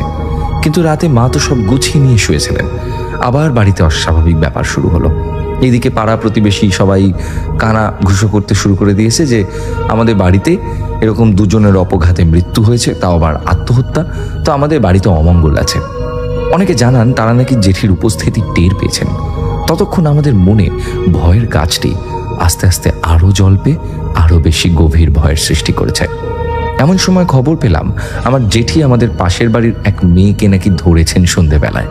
সেই মেয়েটির ভারী গলা এবং চোখ বড় বড় করে একই কথা শুনে সবাই বুঝতে পারছিল যে সেটি আমার জেঠি। মেয়েটি নাকি বলে যাচ্ছিল, আমি তোকে ধরতে চাইনি, কেন এলো আমার রাস্তায়? আমি তো প্রতি শনি মঙ্গলবার এই পথ দিয়েই যাওয়া আসা করি। আমার গোপালকে দেখতে চাই আমি।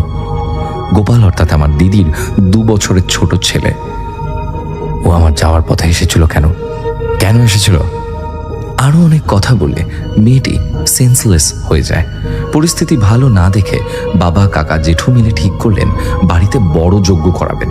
সেই জন্য তারাপীঠ দিয়ে লোক ডাকা হলো। জেঠি ও বুবুনের একসঙ্গে কাজ করার জন্য লোক এলো। এবং সেই মতো সবই ঠিক করা হলো দুজনের আত্মার জন্য। অনেক বড় যজ্ঞ শেষ হলো এবং শেষে যখন ঠাকুরমশাই যজ্ঞ সম্পন্ন করলেন তখন সেই সময় জেঠুকে কিছু একটা ধাক্কা মেরে ফেলে দিয়ে বাড়ি দিয়ে বেরিয়ে গেল। এরপর ঠাকুরমশাই জানান যে এখন এই বাড়ি বিপদমুক্ত। পরে অবশ্য মায়ের মুখে শুনেছিলাম দুজন ওই বাড়িতে ছিলেন আর ওদের বার করাটা দরকার ছিল, কারণ অশরীরীরা জোট বেঁধে থাকতে ভালোবাসে, তারা কখনোই একা থাকতে পারে না এবং তাই জন্য নিজের লোকেদের তারা কাছে টানার চেষ্টা করে। তারা অপঘাতে মৃত্যুবরণ করেছিলেন, সেই কারণে তারা পৃথিবীর মায়া ছাড়তে পারেননি। তো এই ছিল আমাদের পরিবারের সঙ্গে ঘটে যাওয়া একটি সত্য ঘটনা।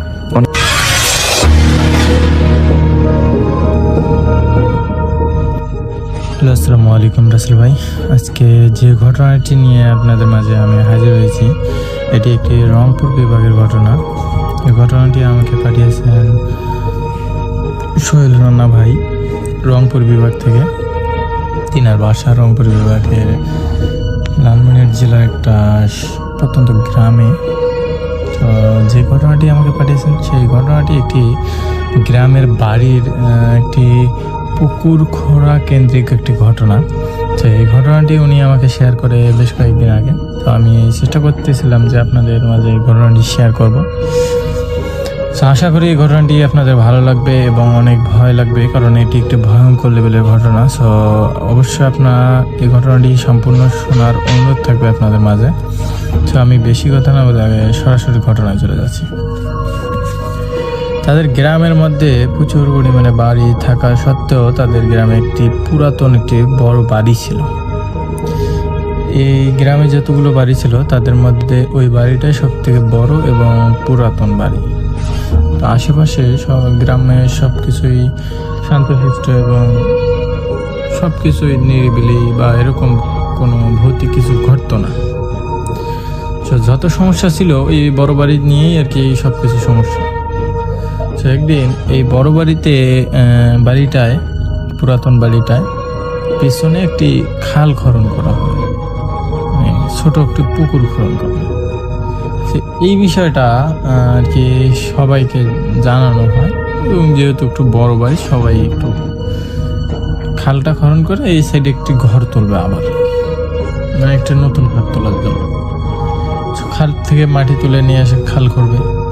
সেই কথাটা সবাইকে জানানো হয়, কারণ ওই বাড়িতে যত কিছু হয় না কেন সব কিছু সবাই জানতে পারে। তো যখন এই বাড়ির আশেপাশে দিয়ে কিন্তু খুব একটা মানুষ যাতায়াত করতো না, কারণ এই বাড়ির সামনে বা আশেপাশে কিছু অদ্ভুত ধরনের ঘটনা ঘটতো। এই বিষয়টা সবাই আর কি জানতো মোটামুটি। আর এই বাড়িতেও যাদের যে বাড়িটা, এ বাড়িতেও কেউ থাকতো না। মোটামুটি 6 মাস বা 1 বছর পর পর তারা বাড়িতে আসতো এবং তাদের বাসায় কেউ থাকতো না। রান্নাবাই যেটা বলে, তো ঈদের ছুটি বা 6 মাসের ছুটি পেলে আর কি তাদের সবাই চাকরিজীবী, তারা সবাই গ্রামে আসে যখন তখন থাকতো। তো ওনার ওই বাড়ির একজন ছেলে ছিল, তিনি আর কি একটা রুম করবে, সেই জন্য খাল করবে। আর ওই বাড়িতে একজন বৃদ্ধ লোক ছিল, বেশ কয়েকদিন মানে কয়েক বছর আগে আর কি মারা যায়। মারা যাওয়ার পর থেকে কেউ আর কয়েক মাস ওখানে ছিল সবাই, তারপর যার যার পজিশনে তারা চলে যায়। যখন এই খালটা খননের জন্য প্রথম দিন লোক ডাকে নিয়ে আসা হয়, তারা দেখার পর ঠিক করে নিয়ে তারা আর কি চলে যায়। পরের দিন তারা খালটা খোঁড়ার জন্য লোকজন আসে। আসার পর তারা একটু খালটা খোঁড়ে, মোটামুটি 1 কোমরের মতো খাল করে 20-25 জন লোক খোঁড়ার পর তারা সেদিন চলে যায়।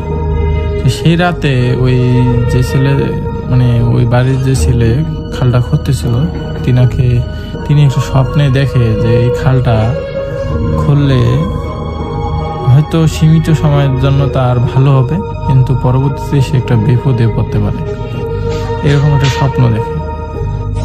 এরকম যখন একটা ভয়ঙ্কর লেভেলের স্বপ্ন দেখলো যে ওর পরবর্তীতে কিছু একটা খারাপ কিছু হতে যাচ্ছে, সে তখন পার্শ্ববর্তী একটা ইমাম ছিল, তার সাথে যোগাযোগ করে এই বিষয়গুলো নিয়ে সেদিনই। তো তিনি বলেন যে কোনো সমস্যা হবে না, বাট না করলেও ভালো হইতো, কোনো কোনো সমস্যা হবে না, করেন, এগুলো কোনো সমস্যা না। তো যখন এরকম করে তিনি আর কি বুঝতে পারেন এই যে বিষয়টা এতটা পরিমাণে বেগতির দিকে চলে যাবে, সেটা আর কি উনি বুঝতে পারেন। সেদিনও খোঁড়া হয়, করতে করতে মোটামুটি 3 দিনের মাথায় পুকুর খোঁড়া শেষ।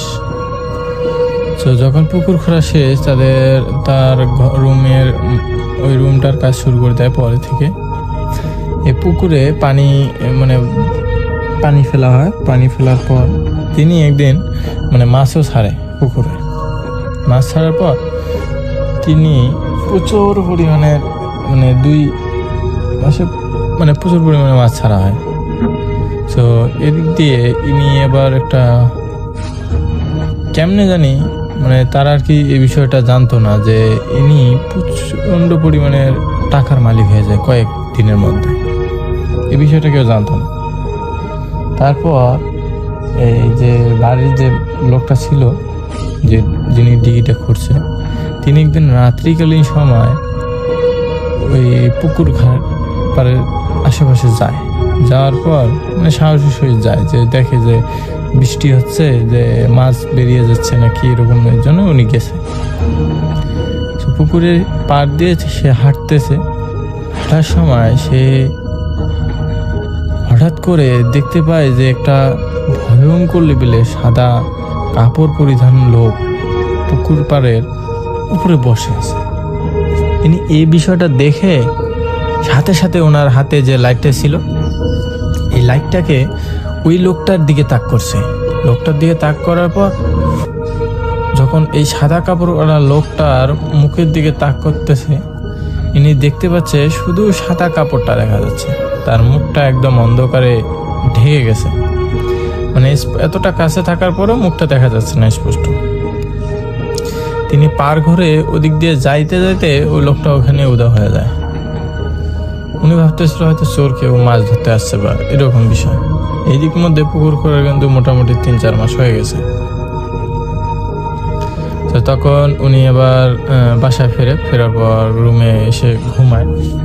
এই ঘুমন্ত অবস্থায় তিনি একটা ভয়ঙ্কর লেভেলের স্বপ্ন দেখে যে তার বাচ্চা এই পানিতে পড়ছে এবং পানি খাইতেছে। এই বাচ্চাটা এতটা পরিমাণের ভয়ঙ্কর লেভেলের হয়ে গেছে যেটা বলার বাইরে। সে পানি খাইতে খেতে অবস্থা খুবই খারাপ। হঠাৎ করে একজন লোক ওদিক দিয়ে যাওয়ার সময় বাচ্চাটাকে দেখতে পায়। সে আর কি বাচ্চাটাকে তোলার পর বাচ্চাটা এরকম একটা স্বপ্ন দেখে। যখন স্বপ্ন দেখার পর সে তো চমকে ওঠার পর সে তার বাচ্চাটাকে দেখে যে বাচ্চা ঠিকই আছে। পরের দিন উনি আবার শহরের দিকে গেছে। এদিক মধ্যে তার বাচ্চা আসলেই যে পানিতে পড়ছে এবং পাশের একজন লোক, গ্রামের একজন লোক, সে বাচ্চাটাকে তুলতে গেছে এবং তুলতে যেয়ে তিনিও একটা খারাপ জিনিসের মুখোমুখি হয়ে গেছিল। যে বাচ্চাটাকে যখন টানতেছিল তখন উনি ভয় পাইতেছিল যে আশেপাশে কেউ হয়তো বাচ্চাটাকে এতটা পরিমাণে টেনে ধরে রাখছে যেটা বলার বাইরে, টেনে তুলতেই পারতেছে না। তো তিনি যখন এরকম একটা বিষয় বুঝতে পারে, ইনি আবার সাথে সাথে ওইখানে সূরা পড়া শুরু করে, আয়াতুল কুরসি পড়ার পর ওই বাচ্চাটাকে ওইখান থেকে উদ্ধার করতে পারার পর বাচ্চাটাকে জিজ্ঞাসা করা হয়, বাবা তুমি ওইখানে কিভাবে গেছিলা? সেই বাচ্চাটা বলে যে আমাকে একজন ওদিকে একটা বড় মাছ আমি দেখতে পাই, দেখার পর একজন লোক বলে যে তুমি মাছটা আনো, আমি আছি এখানে কিনারে আছি।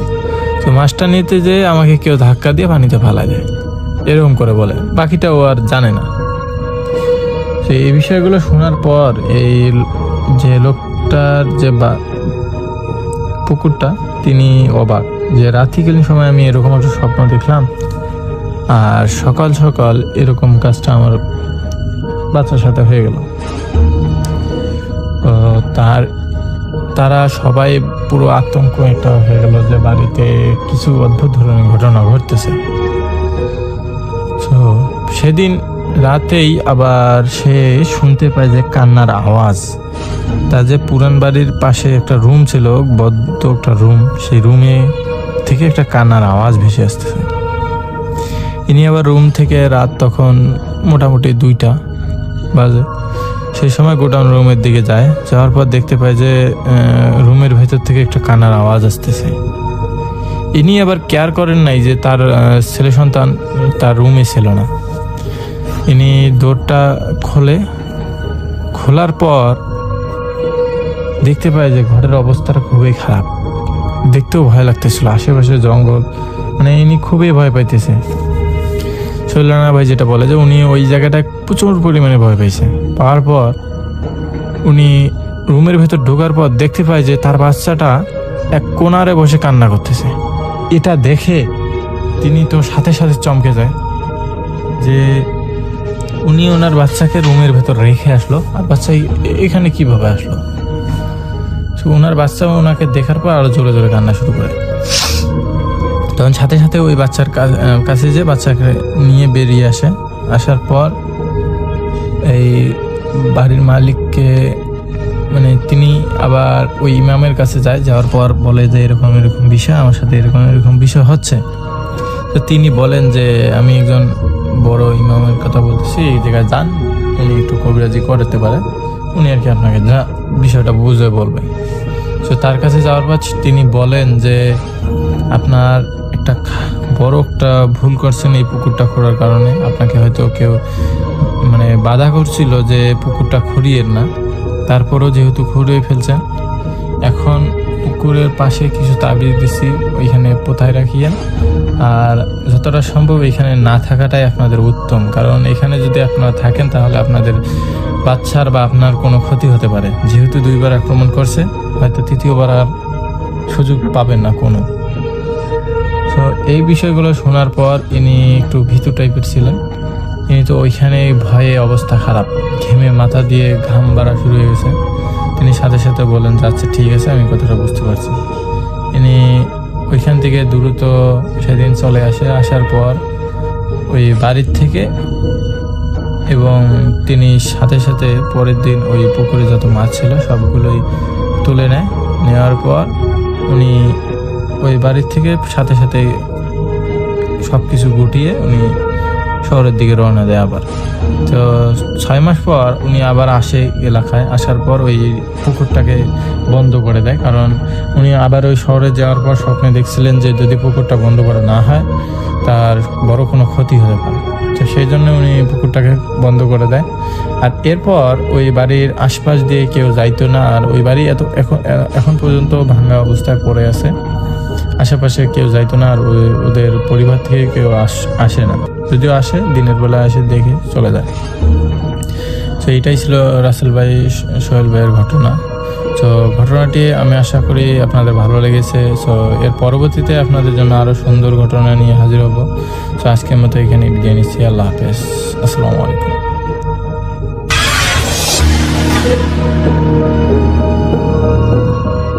আসসালামু আলাইকুম শাফিন ভাইয়া। ওয়ালাইকুম আসসালাম। আশা করি আপনি ভালোই আছেন। আমার নাম সুরাইয়া আক্তার, লিখছি ঠাকুরগাঁও জেলা থেকে, ঠাকুরগাঁও জেলার একটা গ্রাম থেকে। আমি ভূত নাইটের একজন নিয়মিত শ্রোতা। এর আগে নিজের জীবনের একটা ভয়াবহ ঘটনা ভূত নাইটে শেয়ার করেছিলাম। আজকে আরও একটা ঘটনা নিয়ে ভূত নাইটে হাজির হলাম। ভালো লাগলে পড়ে শোনাবেন। ঘটনাটি ঘটে আমার নানু বাড়ির এলাকাটা হলো খাগড়াছড়ির রামগড় থানা। 2002 সালের ঘটনা। আমার মামার মুখ থেকে আমি ঘটনাটি শুনেছি। আমি মামার ভাষ্য মতোই ঘটনাটা লিখলাম, যাতে সবার বুঝতে সুবিধা হয়। আমার নাম সুজন সিনহা। আমি তখন পড়ালেখার পাশাপাশি নিজের একটা ছোট্ট ব্যবসা করতাম। তখন ছিল খুব কনকনে শীত। এবার আমি মূল ঘটনাতে আসি। আমি একদিন রাতে আমার দোকান বন্ধ করে বাড়ির দিকে যাচ্ছিলাম।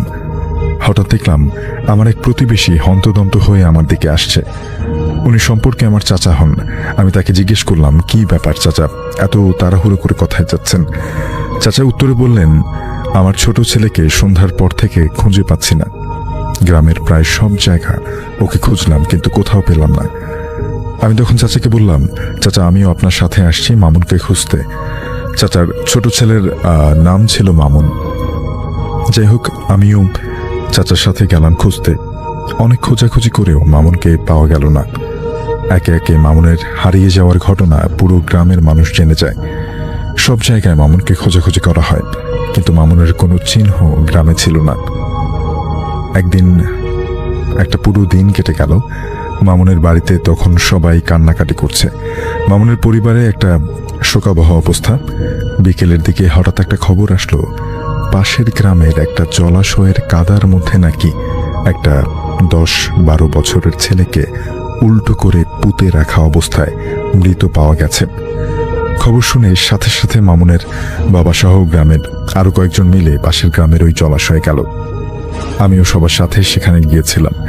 আমরা সেখানে গিয়ে যা দেখলাম, নিঃসন্দেহে সেটা একটা ভয়ানক দৃশ্য। আমরা দেখলাম মামুনের গলা সহ মাথাটা কাদার ভেতরে ঢুকে গেছে এবং পা দুইটা উপরে রয়েছে। এই ভয়ানক ঘটনার কোনো ব্যাখ্যা বা রহস্য কেউ উন্মোচন করতে পারেনি। মূল ঘটনার শুরু হয় এখান থেকে। এই ঘটনার কয়েকদিন পরেই গ্রামে ঘটে আরেকটা ভয়াবহ ঘটনা। প্রথম ঘটনাটি রহস্যজনক হলেও সবাই সেটা মেনে নিয়ে স্বাভাবিক দিনে ফিরে আসে, কিন্তু এর 10 দিন পর গ্রামের আরও একটা 10 বছরের ছেলেকে খুঁজে পাওয়া যাচ্ছে না। ঠিক একইভাবে সন্ধ্যার পর তাকেও আর গ্রামে পাওয়া যাচ্ছে না। এবারে পুরো গ্রামে নেমে আসলো আতঙ্ক। সবার মুখে মুখে এই দুইটা রহস্যময় ঘটনা ঘুরে বেড়াচ্ছে। পুরো গ্রাম যেন নিস্তব্ধ। এমনকি গ্রামে যত 10-12 বছরের ছেলে এবং মেয়ে ছিল, সবাইকে ঘরের ভেতরে বন্দি করে রাখত তার বাবা মায়েরা। এরপর গ্রামের একজন বৃদ্ধ লোক সবাইকে পরামর্শ দিলেন একটা কবিরাজ আনার জন্য। তিনি এটাও বললেন যে এটা কোনো স্বাভাবিক ঘটনা নয়, এটা নিশ্চয়ই কোনো শয়তানের ব্যাপার। পরদিন দুপুরে 3 মাইল দূর থেকে একজন প্রসিদ্ধ কবিরাজ আনা হলো। কবিরাজি ভয়ানক দুইটা ঘটনা শোনার পর কিছুক্ষণ ভেবে বললেন, এই গ্রামে নিশ্চয়ই একটা শক্তিশালী এবং ভয়ানক পিশাচ ঢুকে গেছে। সেই পিশাচটা শুধু 10-12 বছরের ছেলেদেরকে টার্গেট করেছে।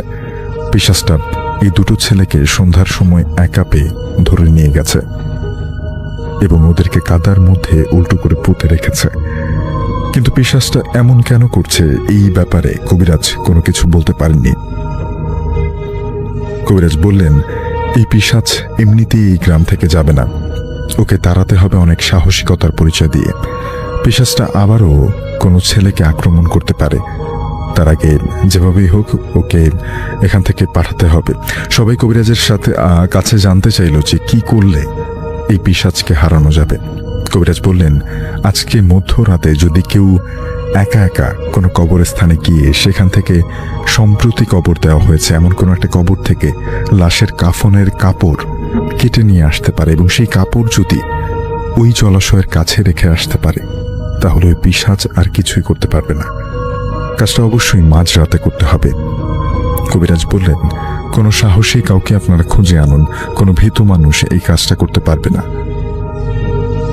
গ্রামের একজন যুবক এই ভয়ানক কাজটা করতে রাজি হলো, কিন্তু এর বিনিময়ে সে টাকা দাবি করে। গ্রামের সবাই ছেলেটাকে টাকা দিতে রাজি হলো এবং সেই যুবক ছিল মারাত্মক সাহসী এবং খুব বুদ্ধিমান।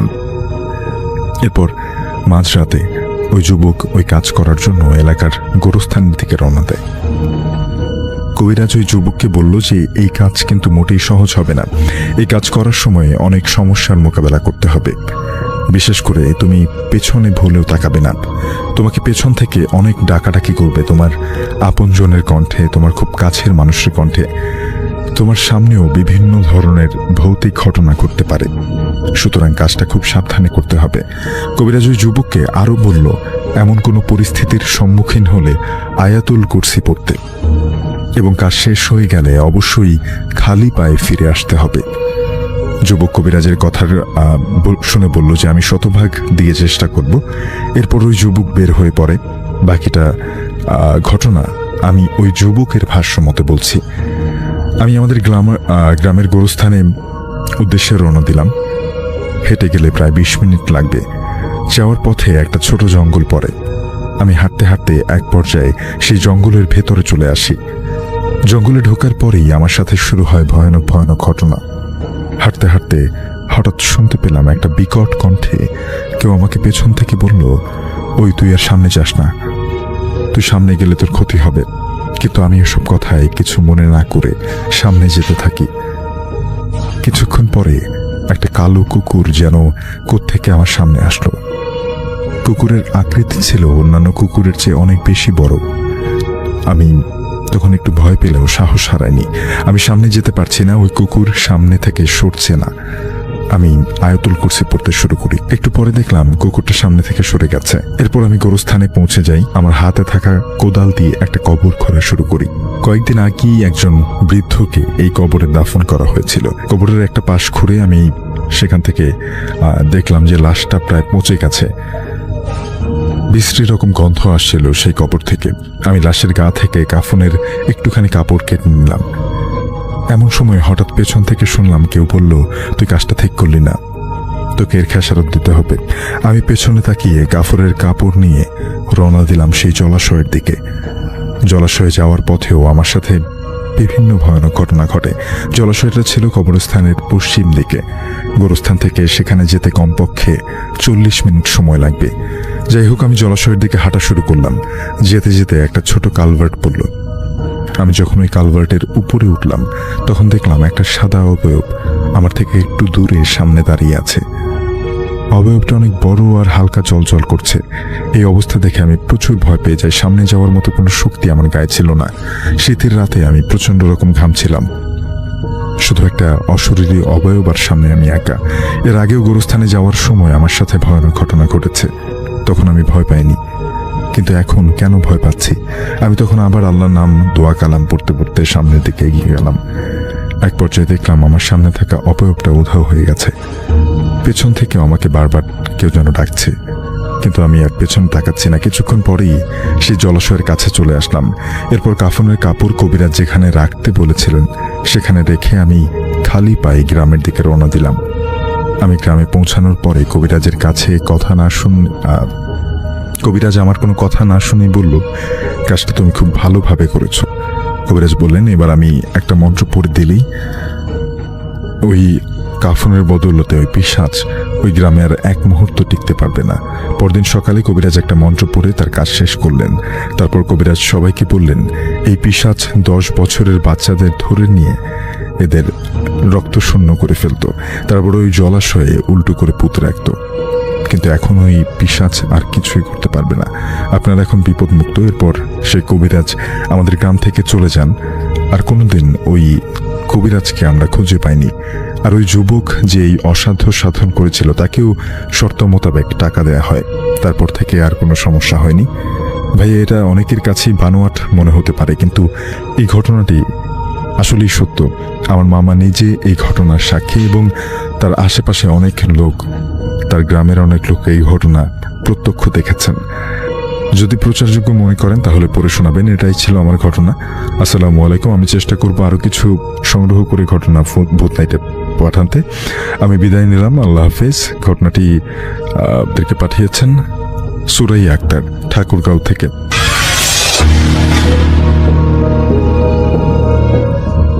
প্রিয় লিসেনার্স, এখন যে ঘটনাটি আপনাদের সাথে শেয়ার করতে যাচ্ছি, এই ঘটনাটি যিনি পাঠিয়েছেন তার একটি ঘটনা কিন্তু আমরা আমাদের চ্যানেলে 16 ডিসেম্বর যে বিজয় দিবস স্পেশাল এপিসোডটি হয়েছিল সেখানে প্রচার করেছিলাম। ঘটনাটি ছিল মুক্তিযুদ্ধ রিলেটেড একটি ঘটনা, যেটি একটি বিরল ঘটনা, কারণ মুক্তিযুদ্ধের সাথে সম্পর্কিত ঘটনা তো আমরা খুব একটা পাই না, তাই না? ওই একটি ঘটনাই আমরা এ যাবৎকালে পেয়েছিলাম, যেটি দিয়ে আমরা বিজয় দিবস স্পেশাল এপিসোডটি করার সাহস পেয়েছিলাম। তো তিনি ছিলেন মোহাম্মদ ইমরান হোসেন ভাই, যিনি ঘটনাটি পাঠিয়েছিলেন। ওনার বাড়ি যশোর জেলার কেশবপুর উপজেলার আলতাপোল গ্রামে। তো ওনার নানা বীর মুক্তিযোদ্ধা জনাব আলী সর্দার, ওনার কথাও কিন্তু আমরা সেই এপিসোডে বলেছিলাম। আপনারা চাইলে কিন্তু বিজয় দিবস স্পেশাল এপিসোডটি শুনে আসতে পারেন, যেটা আমাদের প্লে লিস্টে রয়েছে। তো ওনার নানা বীর মুক্তিযোদ্ধা জনাব আলী সর্দারের মৃত্যুর পর ওনার বড় মামা বিয়ে করেন। ওনার বড় মামা বিয়ের কয়েক বছর পর মামাদের সংসার থেকে নিজের সংসার আলাদা করে নিয়ে নিজের মতো করে বউ বাচ্চা নিয়ে থাকতে শুরু করেন। মামাদের সংসারে 8 ভাই বোন। মামাদের সংসার থেকে বড় মামা আলাদা হয়ে যাওয়ার কারণে এই ইমরান হোসেন ভাইয়ের মেজ মামার উপর এসে এই মামাদের সংসার এবং জমি জিরাতের দায়িত্ব কাঁধে পড়ে। তো ওনার মেজ মামার নাম হলো আইয়ুব আলী সর্দার। তিনিও বিয়ে করেন। তিনি বেশ ভালোভাবেই দিন পার করছিলেন। 2006 কি 7 সালের শীতকালে বাড়ি থেকে বেশ দূরে উনি উঁচু জমিতে মুসুরির ডাল চাষ করেন। ফসল যখন পাকতে শুরু করে তখন প্রতিদিন সকালের দিকে উনি যখন যান জমিতে, খেয়াল করেন ক্ষেত থেকে একটু একটু করে ফসল কমে যাচ্ছে। তো মামা বুঝতে পারেন রাতের বেলায় কেউ ফসল তুলে নিয়ে যাচ্ছে। তখন মামা কি করেন, রাতে খেতে পাহারা দেওয়ার কথা ভাবেন। তো যে কথা সেই কাজ, মামা সন্ধ্যার সাথে সাথে 3 বেরের একটা টর্চ লাইট নিয়ে ক্ষেতের পাশে খেজুর গাছের আড়ালে ঘাপটি মেরে বসে থাকেন। রাত 12টা কি 1টা পর্যন্ত উনি এভাবে বসে থাকেন, কিন্তু কাউকে দেখতে পান না। তারপর বাড়িতে চলে আসেন। আর এই যে পাহারা দেওয়ার এই সময়টা যে কয়েকদিন উনি করেছিলেন, এই সময় ক্ষেত থেকে কোনো ফসল চুরি হয় নাই, মানে ফসল চুরি হয় একদম বন্ধ হয়ে যায়। তো এইভাবে কয়েকদিন চলে যায়। ফসল প্রায় সব পেকে গেছে, 2-1 দিনের মধ্যেই তোলার উপযোগী হয়ে যাবে। তো এই আইয়ুব আলী মামা কি করেছেন, উনি একদিন বিকেলে কেশবপুর বাজারে গিয়েছিলেন কোন একটা কাজে। কথা ছিল সন্ধ্যার আগে বাড়িতে ফিরে আসবেন আর সন্ধ্যায় ক্ষেত পাহারা দিতে যাবেন। কিন্তু ওই কেশবপুর বাজারে কাজটা শেষ করে যখন বাড়ির দিকে রওনা দেন তখন রাত প্রায় 9টা বেজে গেছে। কেশবপুর বাজার থেকে 3 কিলোমিটারের মতো দূরে এই মামাদের বাড়ি, যেটি সাপদিয়া গ্রামে। আর এই পথটা সম্পূর্ণ হাঁটা পথ। তো মামা ভাবছেন ক্ষেতের থেকে বা ক্ষেতের দিকে একটু ঘুরে তারপর বাড়ি গিয়ে রাতের খাবার খেয়ে লাইট নিয়ে এসে আবার অনেকক্ষণ পাহারা দেওয়া যাবে। এখন যদি বাড়িতে যাই খাওয়া দাওয়া করতে করতে দেরি হয়ে যাবে। এখন যাওয়ার সময় একটা ঢু মেরে যাই, পরে খাওয়া দাওয়া করে এসে আবার পাহারা দিতে বসবো। তো মামা বাজার থেকে বেরিয়ে ভেতরের রাস্তা ধরে মাঠের দিকে এগোতে থাকেন। তো জ্যোৎস্না রাত থাকায় মামার পথ চলতে কোনো সমস্যা হচ্ছিল না। একটা সময় মামা মাঠের মধ্যে ক্ষেতের আইল ধরে নিজেদের ক্ষেতের দিকে এগোতে থাকেন। মামা কয়েকটা জমি দূর থেকে দেখতে পান, মানে বেশ কয়েকটা জমি ওনার জমি থেকে আগে আর কি উনি দেখতে পাচ্ছেন যে মামার ক্ষেতের মধ্যে কেউ একজন একবার দাঁড়াচ্ছে আর একবার বসছে। তার মানে হচ্ছে সে ফসল তুলছে আবার দাঁড়াচ্ছে, আবার তোলার জন্য বসছে আবার দাঁড়াচ্ছে, এটা উনি বুঝতে পারেন। এইটা দেখা মাত্র এই আইয়ুব আলী সর্দার মামা তো প্রচন্ড রেগে যান আর ভাবেন এই বেটা সেই চোর যাকে এতদিন ধরে মশার কামড় খেয়ে বসে থেকে ধরতে পারি নাই, আজকে এই বেটাকে হাতে নাতে ধরবো। আমার ক্ষেতের ফসল চুরি করে নিয়ে যায় প্রতিদিন, আজকে এমন একটা উচিত শিক্ষা দেব যে জীবনে কারো ক্ষেতের মধ্যে ঢুকবে না চুরি করার জন্য। তো মামা এবার এক দৌড় দিয়ে ক্ষেতের মধ্য দিয়ে সেই লোকটার দিকে দৌড়াতে থাকেন। কিন্তু মামা নিজের ক্ষেত দৌড়িয়ে শেষ করে অন্য একটা ক্ষেতের মধ্যে ঢুকে গেছেন, কিন্তু তখন মনে হচ্ছে ওই লোকটা একটু সামনে আছে, মানে একই দূরত্বে রয়েছে। এইভাবে একের পর এক জমি উনি দৌড়ে পার হচ্ছেন, কিন্তু ওই লোকটা কিন্তু ওরকমই রয়ে গেছে, সে কিন্তু তার যে দূরত্বটা এই দূরত্ব একই রকম রয়েছে। অবাক ব্যাপার, তাহলে উনি যে দৌড়াচ্ছেন, দৌড়ে একটা জমি পার হয়ে আর একটা জমিতে ঢুকে যাচ্ছেন, ওই লোকটার সাথে তার দূরত্ব কেন কমছে না? আর ওই লোকটা কিন্তু তার মতো করেই ফসল উঠাচ্ছে, মানে একবার বসে দাঁড়াচ্ছে, এরকম করেই যাচ্ছে, মানে ওই লোকটার কোনো ভ্রুক্ষেপই নেই। আসলে হচ্ছেটা কি তাহলে? ওই লোকটাকে উনি কেন ধরতে পারছেন না, আর ওই লোকটাই বা কেন তাকে দেখে পালাচ্ছে না? তো মামা কিন্তু এইসব বিষয় যখন বুঝতে পারেন তখন বুকের ভিতর প্রচন্ড জোরে একটা ধাক্কা খান। হায় হায়, এটা কি করছি আমি? এটা তো কোনো স্বাভাবিক কিছু না। তখন মামা বুদ্ধি করে পেছন দিকে ফিরে বাড়ির দিকে দেন এক দৌড় উনি বাড়িতে চলে আসেন। প্রতিমধ্যে কোনো সমস্যা হয় নাই, পেছন দিকে উনি তাকানো নাই। বাড়িতে এসে সকলকে বিষয়টা যখন বলেছেন, সেই রাত্রে ওনাকে গরম পানি দিয়ে গোসল করিয়ে খাওয়া দাওয়া শেষ করে ঘুমাতে বলেন। তো এরপর মামার আর কোনো সমস্যা হয় নাই। এবার আসি আর একটা ঘটনায় মামার। এর ঠিক 1 বছর পর কেশবপুর বাজারে মামাদের একটা দোকান রয়েছে, যেখানে বিভিন্ন সিজনাল প্রোডাক্ট ওখানে রাখা হয়, কিনে রাখা হয়, অফ সিজন আবার বিক্রি করে, যেমন ধান, পাট, এই সমস্ত বিভিন্ন জিনিস আর কি। সেই সময় ধানের সিজন চলছিল, তাই সারাদিনের বেচা কেনার হিসাব করে আর ছোট ছোট আড়তদারদের পাওনা মিটিয়ে রাত আনুমানিক 12:30 বেজে গিয়েছিল। তো ওইখানে একটা জায়গা আছে নাম হলো ধানুহাটা, আর একটা হচ্ছে থানার মোড়। তো মামা ধানুহাটা থেকে বেরিয়ে থানার মোড়ে আসেন। দেখেন বাজারের সব দোকানপাট বন্ধ হয়ে গেছে, শুধু থানার ভেতরে একটা লাইট জ্বলছে আর চারদিকে অন্ধকার। সেদিন অমাবস্যা চলছিল, এই জন্য অন্ধকার একটু বেশি ছিল। তো মামা মাজায় একটা 3 ব্যাটারি লাইট গুজে রাখতেন সবসময়। তো মাজায় গুজে রাখা 3 ব্যাটারি লাইটটা বের করে যখন জ্বালিয়েছেন তখন মনে পড়ে, আরে ব্যাটারিতে তো চার্জ নাই, নতুন ব্যাটারি কিনতে হবে। এদিকে বাজারের সব দোকানপাট বন্ধ থাকায় মামা থানার গেটের সামনে দাঁড়িয়ে থাকেন আর ভাবতে থাকেন এলাকার কাউকে যদি পাওয়া যেত তাহলে একসাথে বাড়ি ফেরা যেত। কিছুক্ষণ অপেক্ষার পর থানার ভেতর থেকে মামাদের বাড়ির পেছন দিকে একটা বাড়ি রয়েছে, ওখানে এক ভাই আছেন আমরা হাফিজুর। তো সে বেরিয়ে আসে, সে বেরিয়ে এসে বলছে, আরে আইয়ুব আলী ভাই, আপনি এখনো বাজারে বাড়িতে যাবেন না? তখন মা বলে, হ্যাঁ যাবো তো, একা তো যাতে সাহস পাচ্ছিলাম না, তাই এখানে দাঁড়ায় আছি। তখন ওই আইয়ুব মামা বলছেন, হাফিজুর তুই এত রাতে কোথা থেকে আসলি? তখন ওই হাফিজুর মামা বলেন, তুমি তো জানো ভাই, আমি মাইক্রোবাস ড্রাইভার, পুলিশের একটা টিম নিয়ে একটা আসামি ধরতে গিয়েছিলাম, তাই এত রাত হলো। তখন ওই আইয়ুব মামা বলেন যে তোকে পেয়ে ভালো হলো, চলে একসাথে গল্প করতে করতে বাড়িতে যাই। তখন হাফিজুর মামা বলছেন যে ভাই চলেন মাঠ দিয়ে যাই, তাহলে তাড়াতাড়ি বাড়ি যাওয়া যাবে। তখন আইয়ুব মামা বলে, ওরে বাবারে, নারে নারে, মাঠ দিয়ে এত রাতে আমি কোনোভাবেই যাব না, একটু দূর হলো রাস্তা দিয়ে চল। আমি একবার মাঠের ভিতরে ঢুকে খুব ভয় পাইছিলাম, মানে ওই বিষয়টা আবার ওনাকে বলেন আর কি। তখন মূলত ওই ঘটনার পর থেকে এই আইয়ুব মামা কখনোই মাঠের ভিতর দিয়ে যেতেন না, রাতের বেলা মাঠে যেতেন না। ওই বিষয়টা বলার পরে তখন ওই হাফিজুর মামা বলেন, আচ্ছা ঠিক আছে ভাই চলেন রাস্তা দিয়ে যাই।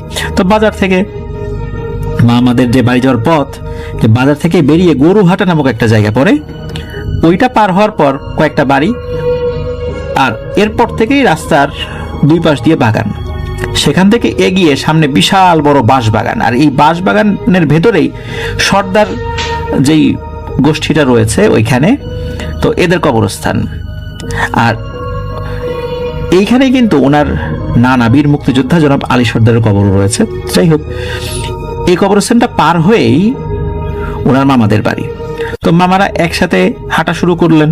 হাঁটতে হাঁটতে গরুহাটা পার হওয়ার পর এই হাফিজুর মামা কিন্তু ভয় পাচ্ছিলেন কিছুটা। তখন আইয়ুব মামা এই হাফিজুর মামার কাঁধে হাত রেখে হাঁটতে থাকেন যাতে করে তার ভয় কম।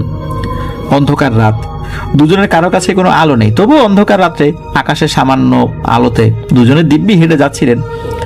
কিন্তু বিপত্তি বাধে যখন বাঁশ বাগানের কাছে আসেন, এই মামারা দুজনেই চমকে ওঠেন। মামাদের সামনে হঠাৎ করে এই বাঁশের যে মাথা, ওর উপর থেকে অনেক ভারী কিছু একটা ঠাস করে পড়ে এবং ভয়ানক আওয়াজ হয়। একটা বাঁশের উপর যখন ভারী কোনো কিছু পড়ে, তখন একটা বাঁশ অন্য বাঁশের সাথে বাড়ি খাওয়ার পর চড়াত চড়াত একটা বিকট আওয়াজ হয়। তো ওই রকম আওয়াজও হচ্ছিল আবার বাঁশবাগানের ভেতরে। দুজনে কিছুক্ষণের জন্য দাঁড়িয়ে দেন, সামনে কি পড়লো, আবার এদিকে এরকম ভয়ানক শব্দ হচ্ছে। তো মামা তো দোয়া দরুদ পড়া শুরু করেন, কিন্তু দোয়া ঠিক করে পড়তে পারছিলেন না। বিশেষ করে এই আইয়ুব আলী মামা এতটাই ভয় পেয়েছিলেন যে দোয়া পড়ার সময় তার গলা এত বেশি কাঁপছিল যে দোয়া ঠিক মতো উচ্চারণই করতে পারছিলেন না। এই 2 মামা তো একজন আরেকজনের গলা শক্তভাবে জড়িয়ে ধরে হাঁটতে থাকেন আর কি। বাঁশবাগানের ঠিক মাঝখানে যখন এই হাফিজুর মামা এবং আইয়ুব আলী মামা আসেন, তখন শুরু হয় আর একটা ব্যাপার। মামারা দুজনেই দেখতে পান তাদের সামনে 2টি গোল আলো, মানে গোল গোল 2টো আলো তাদের পেছন থেকে সামনে এসে পড়ছে, আবার পেছনে যাচ্ছে, আবার সামনে এসে পড়ছে। তখন এনারা দুজন আরো বেশি ভয় পান।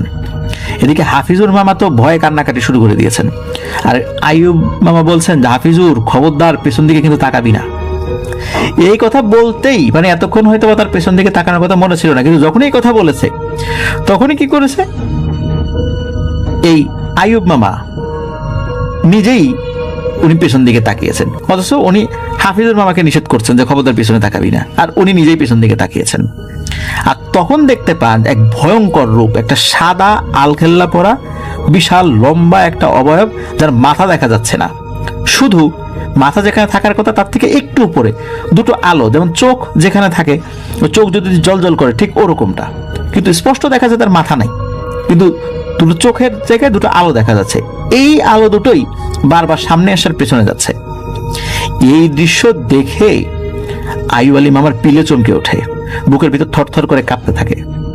আল্লাহর নাম নিতে নিতে ওনারা দুজনেই বাড়িতে চলে আসেন। বাড়িতে এসে আইয়ুব মামা বলেন তিনি খুব ভয় পেয়েছেন, হাফিজুর মামা ভয় পেয়েছিলেন, উনি কিছুদিন জ্বরে ভোগেন, কিন্তু আইয়ুব মামা বেশ অসুস্থ হয়ে পড়েন। হুজুরের কাছ থেকে পানি পড়া খেয়ে উনি সুস্থ হন, কিন্তু অল্প কয়েকদিন পর ধরা পড়ে ওনার লিভার নষ্ট হয়ে গেছে। অথচ উনি দিব্যি সুস্থ স্বাভাবিক একজন মানুষ ছিলেন। দেখতে দেখতে কয়েক মাসের মধ্যেই এই আইয়ুব মামা মারা যান। 40 বছর বয়স হয়েছিল সর্বোচ্চ তার। এইভাবেই উনি ভয় পেয়ে মারা গিয়েছিলেন। ভয়ে ওনার লিভার নষ্ট হয়ে গিয়েছিল, মানে এতটা ভয় পেয়েছিলেন উনি। তো ঘটনা কিন্তু এখানেই শেষ নয়। এবার আসি আমরা দ্বিতীয় পার্টে, মানে এই ঘটনার সাথে রিলেটেড আর একটা ব্যাপার আপনাদের সামনে বলবো।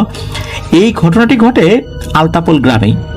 ব্রিটিশ আমলে ওনাদের গ্রামে জমিদারের বসতি ছিল। সেই জমিদাররা তাদের বাড়ির আশেপাশে বিশাল এলাকাব্যাপী জমির মালিক ছিলেন। দেশ ভাগের পর কিছু জমিদার ভারতে চলে যান, আবার কয়েকজন এদেশে থেকে যান। কিন্তু 1971 সালে মহান মুক্তিযুদ্ধের সময় কিছু হিন্দু ধর্মের অনুসারী জমিদার যারা ওখানে ছিলেন, স্থানীয় কিছু স্বার্থলোভী মুসলিম লোক আর তাদের সাথে সঙ্গ দেয়া কিছু রাজাকার, এরা তাদেরকে ওখান থেকে অত্যাচার করে সবকিছু দখল করে নেন এবং তাদেরকে ওখান থেকে চলে যেতে বাধ্য করেন। এমনকি ওই জমিদারদের পরিবারের কিছু কিছু সদস্যদেরকে নির্বিচারে হত্যা করতেও তারা দ্বিধা করেননি। তো যাকে নিয়ে আজকের এই ঘটনাটা, মূলত এই ঘটনার এই অংশটুকু, তার নাম হচ্ছে আব্দুল গফুর। এই গফুর চাচার বাবা, তিনি এই জমিদারদের সাথে খুবই খারাপ ব্যবহার করে জমিদারদের সব জায়গা জমি, এমনকি তাদের থাকার বাড়িও দখল করে বসবাস শুরু করেছিলেন। ঘটনাটি স্বাধীনতা যুদ্ধের অনেক পরের আর কি। তো জমিদার বাড়ি হয়, এই বাড়ির আশেপাশে শত বছরের বেশি পুরনো সব ফলের গাছ গাছালিতে সাজানো ছিল। সব থেকে বেশি দেখা যেত আম গাছ। তো এই গফুর চাচা, তিনি তার বাবার একমাত্র ছেলে সন্তান। তো গফুর চাচা বিয়ে করার পর বাবার জায়গা জমি নিজেই দেখাশোনা শুরু করেন। বাড়ির আশেপাশে যেহেতু অনেক আম গাছ আছে, সেহেতু ফলের সিজনে আম গাছগুলো ফল ব্যবসায়ীদের কাছে বিক্রি করে দিতেন। কিন্তু সে বছর বৈশাখের প্রথম দিনে একটা বড় ঝড় হওয়ার কারণে বেশিরভাগ আম গাছের আম ঝরে পড়ে যায়। তার ফলে পুরো ফল ব্যবসায়ী সে বছর আর আম কিনতে পারেননি। তো গফুর চাচা ঠিক করেন এবার যে সামনে সিজনটা আসছে, তা আম গাছ নিজেই দেখাশোনা করবেন, নিজের লোক দিয়েই আম গাছের থেকে আম পাড়িয়ে বাজারে বিক্রি করবেন। তো আম গাছ পাহারা দেওয়ার জন্য 24 ঘন্টা একজন পাহারাদার বসান তিনি। কিন্তু এই পাহারাদারের জন্য প্রতিদিন 3 বেলা খাবার ব্যবস্থা কিন্তু গফুর চাচা নিজেই করেছিলেন। এমনই এক রাতে গফুর চাচার স্ত্রী বলছেন যে আজ পাহারাদার বিকালে এসে বলে গেছে সন্ধ্যার পর বাগানে নাকি অনেক লোক আম চুরি করতে আসে।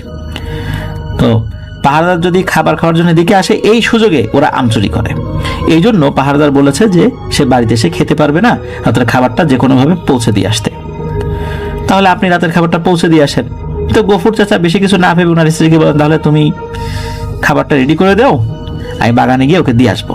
তো যথারীতি গফুর চাচা খাবার হাতে নিয়ে সাথে একটা টর্চ লাইট নিয়ে ওই বাগানের দিকে হাঁটা শুরু করেন। তো গফুর চাচার বাড়ির চারপাশে কিন্তু আম বাগান।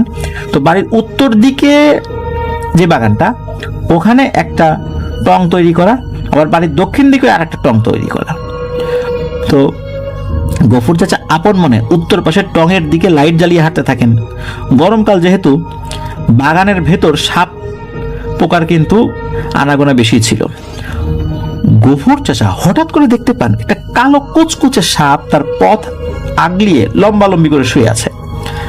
গফুর চাচা কোনো কিছু না ভেবে পাশে ছিল আম গাছ থেকে ভেঙে পড়া একটা শুকনো ডাল, এইটা নিয়ে ওই সাপের গায়ে দিয়েছেন এক বাড়ি।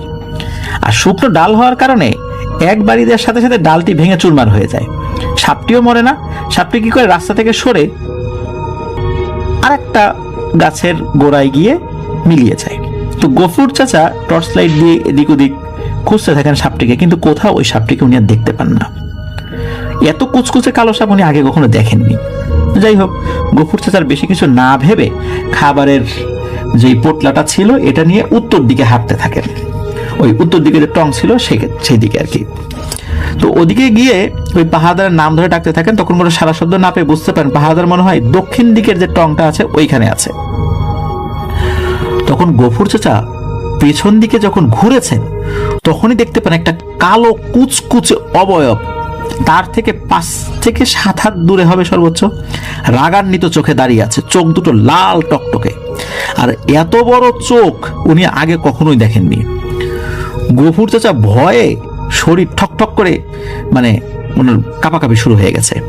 এদিকে গফুর চাচা তার পাহাড়দারের কণ্ঠ শুনতে পান, দূর থেকে বলছে যে কাকা, ও কাকা, আমি তো এইদিকে। তখন সেই কালো কুচকুচে অবয়ব চোখের সামনে বড় একটা আগুনের গোলায় পরিণত হয়ে ঘুরতে ঘুরতে আকাশের দিকে উঠে যায়। এইটা দেখে গফুর চাচা ওইখানে জ্ঞান হারান। এদিকে সেই পাহারাদার বাড়িতে গিয়ে শোনে যে গফুর চাচা তার জন্য রাতের খাবার নিয়ে উত্তর দিকে টঙে গেছে। সে আবার বাড়ি থেকে বেরিয়ে বলেছিল যে কাকা, আমি এই দিকে। মূলত এই শব্দটা উনি শুনেছিলেন। পাহারাদার যখন গফুর চাচার কোনো সারা শব্দ পাচ্ছিল না তখন তিনি এগিয়ে যান উত্তর দিকে যে টং আছে সেদিকে। গিয়ে দেখেন গফুর চাচা মাটিতে অজ্ঞান হয়ে পড়ে আছেন। তো পাহারাদার একাই গফুর চাচাকে কাঁধে তুলে বাড়িতে নিয়ে আসেন। পরের দিন সকালে এক হুজুরকে ডেকে আনা হয়। পানি পড়ে গফুর চাচার মুখে যখন ছিটা দেওয়া হয় ওনার জ্ঞান আসে। পরবর্তীতে গফুর চাচা সবকিছু খুলে বলেন। কিন্তু গফুর চাচা আর সুস্থ হতে পারেননি। ওনার অসুস্থতা দিনকে দিন বাড়তেই থাকে। কয়েক মাসের মধ্যে জানা যায় যে গফুর চাচার লিভার নষ্ট হয়ে গেছে। এর বেশ কিছুদিন পর এই লিভার নষ্ট হওয়ার কারণেই মূলত গফুর চাচা মৃত্যুবরণ করেন। প্রিয় লিসেনার্স, আপনারা একটা বিষয় খেয়াল করুন যে এই ইমরান ভাইয়ের মামা ভয় পেয়ে ওনার লিভার নষ্ট হয়ে গিয়েছিল, গফুর চাচারও একই রকম অবস্থা হয়েছিল। ভয় পেলে অনেক কিছু ক্ষতি হতে পারে, এমনকি হৃৎপিণ্ড এটা ফেটেও যেতে পারে, ব্রেন স্ট্রোক হতে পারে, ইনস্ট্যান্ট মানুষ মারা যেতে পারে, আবার পরেও মারা যেতে পারে। তো এই দুটো ঘটনার মধ্যে একটি কমন ব্যাপার ছিল, যেখানে আইয়ুব মামা নিজেই তার বন্ধু হাফিজকে বলছেন যে এই পিছনে তাকাস না, অথচ উনি নিজেই তাকিয়েছেন, তাকিয়ে ভয় পেয়েছেন, মারাত্মক ভয় পেয়েছেন।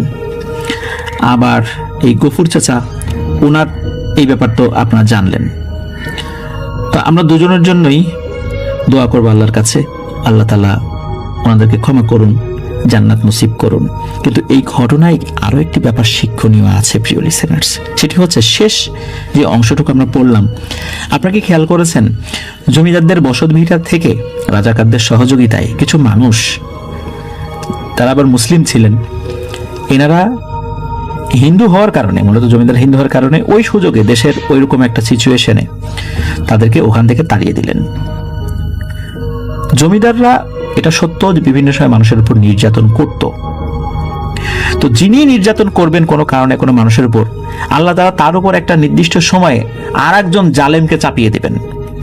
জমিদারদের উপর হয়তো এটাই হয়েছিল, কিছু লোক সেই জালেমের ভূমিকা অবতীর্ণ হয়েছিল। আবার জমিদারকে যারা তাড়িয়ে দিলেন ওরাও তো জুলুমি করেছিলেন জমিদারদের উপর, তাই না? খেয়াল করে দেখুন যে ওই বাড়ি দখল করে তারা সেখানে দীর্ঘদিন ধরে বসবাস করছিলেন। হয়তোবা যিনি এই কাজটা করেছেন ওনার অবস্থা কি হয়েছিল সে বিষয়ে তো আমরা জানতে পারিনি। কিন্তু দেখেন যে আমরা যদি আজকে কোনো মানুষের উপর অন্যায়ভাবে জুলুম করি, এর একটা প্রভাব আমার উপর না আসলে আমার জেনারেশনের উপর কিন্তু আসবেই। এটা আল্লাহ তাআলার তরফ থেকে একটা বিচার হয়ে যাবে। গফুর চাচা এই সংক্রান্ত কোনো বিষয়ে জড়িত না থাকলেও কিভাবে যেন এই সম্পত্তি দেখাশোনা করতে গিয়েই এই ভয়টা পেয়ে ওনার এই অবস্থা হলো। আল্লাহ যে কখন কাকে কিভাবে কোন অপরাধের শাস্তি দেবেন বা কার অপরাধের শাস্তি আমার উপর এসে পড়বে আমরা জানি না। এই জন্য বলি যে নিজের পরিবারের নিজেদের গার্ডিয়ান পিতামাতাও যদি কোনো অন্যায় করে, তার উপর জুলুম করে, সন্তান হিসাবে সেগুলো নিষেধ করা, প্রয়োজনে প্রতিহত করার দায়িত্ব কিন্তু আমাদের রয়েছে। আমরা যদি একই কাজ করি, আমাদের সন্তানদেরও কিন্তু অধিকার রয়েছে পিতামাতাকে এই বিষয়গুলো থেকে নিবৃত করার। যদি নিবৃত আমরা করি তাহলে হয়তোবা এই অভিশাপ থেকে আমরা নিষ্কৃতি পাবো। আর যদি নিবৃত না করে আমরাও সুবিধাভোগী হই, সরাসরি সেই অপরাধের সাথে যুক্ত যদিও বা না থাকি, সুবিধাভোগী হই, তাহলেও এর একটা অভিশাপ আমাদের উপর এসে পড়বে। আল্লাহ আমাদেরকে হেফাজত করুন, আমরা যেন কারোর উপর জুলুম না করি। উনি যে ধর্মেরই হোক, হিন্দু হোক, মুসলিম হোক, খ্রিস্টান হোক, মানুষ না, সে যদি জিন হয়, সে যদি কোনো প্রাণী হয়, আল্লাহর কাছে যদি সে ফরিয়াদ করে, ধরেন যে একজন হিন্দু ধর্মাবলম্বী ওই ভগবানের কাছে ফরিয়াদ করলেন, তা আমি মুসলিম, আমি চিন্তা করছি যে ওনার ধর্ম বিশ্বাস আলাদা, ওনার দোয়া কবুল হবে না, আমি যদি এরকম আবার চিন্তা করি, কিন্তু উনি মূলত ওনার স্রষ্টার কাছেই কিন্তু অভিযোগটা করেছেন, আর স্রষ্টা কিন্তু বলেছেন যে মজলুমের দোয়া উনি সবসময় কবুল করবেন, সে যেই হোক, যে ধর্মের, বর্ণের বা যে কোনো প্রাণী হোক। সুতরাং বি কেয়ারফুল প্রিয় লিসেনার্স, আমাদের হাত দিয়ে কখনো যেন এরকম কিছু না হয়, কারো উপকার করতে না পারলেও যেন ক্ষতি করতে না পারি, এই জিনিসটা যেন সবসময় মাথায় রাখি। আর নিজের চোখের সামনে যদি কাউকে মজলুম হওয়া দেখি, আমরা চেষ্টা করব সেটা যথাসম্ভব আমাদের সাধ্যের মধ্যে যতটুকু আছে সেটা দিয়ে যেন আমরা মজলুমের পক্ষে গিয়ে দাঁড়াতে পারি। আল্লাহ আমাদেরকে তৌফিক দান করুক। আসসালামু আলাইকুম প্রিয় বন্ধুরা, আপনারা তখন শুনলেন ভূত এফএম, অনেকগুলো গল্প। এখান থেকে আপনার জীবনের সাথে কোন গল্পটি মিলে গেছে অবশ্যই আমাদের কমেন্ট বক্সে জানিয়ে দিবেন। এর আগে কমেন্ট করেছিল 5 জন মানুষ, যে কমেন্টগুলো ছিল একটি মারাত্মক কমেন্ট ছিল তাদের, অনেকেই কমেন্ট করেছে, তার মধ্যে 5 জন ছিল মারাত্মক কমেন্টকারী। অবশ্যই আপনার বন্ধুদের মাঝে এবং কি আপনার ফ্যামিলির সাথে এবং কি আপনার নিজের জীবনের সাথে এই ঘটনাগুলো ঘটে যেতে পারে। যে ভূত এফএম, এগুলো কিন্তু সত্য একটি বাস্তব একটি ঘটনা, প্রতিদিন কিন্তু মানুষের সাথে ঘটেই যাচ্ছে। অবশ্যই ফরিদপুর থেকে কমেন্ট করেছিলেন রাসেল ভাই, এবং কি শেরপুর থেকে কমেন্ট করেছিলেন আমাদের শামীম, তারপরে চট্টগ্রাম থেকে আশিক, এইভাবে কিন্তু অনেক মানুষ কমেন্ট করছে। অবশ্যই আপনি কোন জেলা থেকে আমাদের ভিডিওটি প্লে করছেন অবশ্যই আপনার কমেন্টের মাধ্যমে জানিয়ে দেবেন। আর আপনার যদি কোনো ভৌতিক গল্প আপনার জীবনের সাথে ঘটে যেয়ে থাকে, তাহলে অবশ্যই কিন্তু আমাদের মাঝে শেয়ার করবেন। আমরা আপনাদের গল্পটা আর যে রাসেল ভাইয়ের দ্বারা এবং কি আমাদের ইউটিউব চ্যানেলে অবশ্যই আপলোড দেওয়ার চেষ্টা করব। অবশ্যই আপনাদের দাদার সঙ্গে বা যে আগের মানুষগুলো ছিল তাদের ক্ষেত্রে কিন্তু বেশিরভাগ এই ঘটনাগুলো ঘটে থাকতো ভূত এফএম। এবং কি যারা ভূত এফএম দেখতে ভালোবাসেন এবং কি গল্পগুলো শুনতে ভালোবাসেন, অবশ্যই একটি ভিডিওতে লাইক দিবেন। আপনাদের একটি কমেন্ট এবং একটি লাইক আমাদের ভিডিও বানাতে অনেক উৎসাহ করে। তার জন্য আমরা প্রতিদিন আমাদের ইউটিউব চ্যানেলে কিন্তু একটি করে ভিডিও আপলোড করে থাকি, যা ভূত এফএম গল্প, ভৌতিক গল্প বলে অনেকেই। তো আপনারা যে ভয়ঙ্কর গল্পগুলো আছে আমাদের মাঝে কিন্তু অবশ্যই প্রতিদিন কিন্তু এই ইউটিউব চ্যানেলের মাধ্যমে কিন্তু আপনি শুনতে পারবেন এবং আপনাদের বন্ধুদের মধ্যে শেয়ার করতে পারবেন। দেখবেন অবশ্যই কিন্তু তার জীবন বা আপনার জীবনের সাথে কিন্তু ওই ঘটনাগুলো ঘটেই যাচ্ছে প্রতিনিয়ত। অবশ্যই গল্প যারা ভালোবাসেন, গল্প শুনতে যারা ভালোবাসেন, অবশ্যই কমেন্ট করবেন। আর একটি কথা পরিশেষে না বললেই নয়, আপনি যদি আমাদের ইউটিউব চ্যানেলের নতুন দর্শক হয়ে থাকেন, অবশ্যই আমাদের ইউটিউব চ্যানেলটিকে সাবস্ক্রাইব করে রাখবেন পরবর্তী গল্পগুলো দেখার জন্য বা পাওয়ার জন্য। অবশ্যই আপনাদের সাথে নতুন একটি পোস্টে দেখা হবে। এ পর্যন্ত ভালো থাকবেন, সুস্থ থাকবেন, সবাইকে ধন্যবাদ। সেই সাথে জানাচ্ছি আল্লাহ হাফিজ।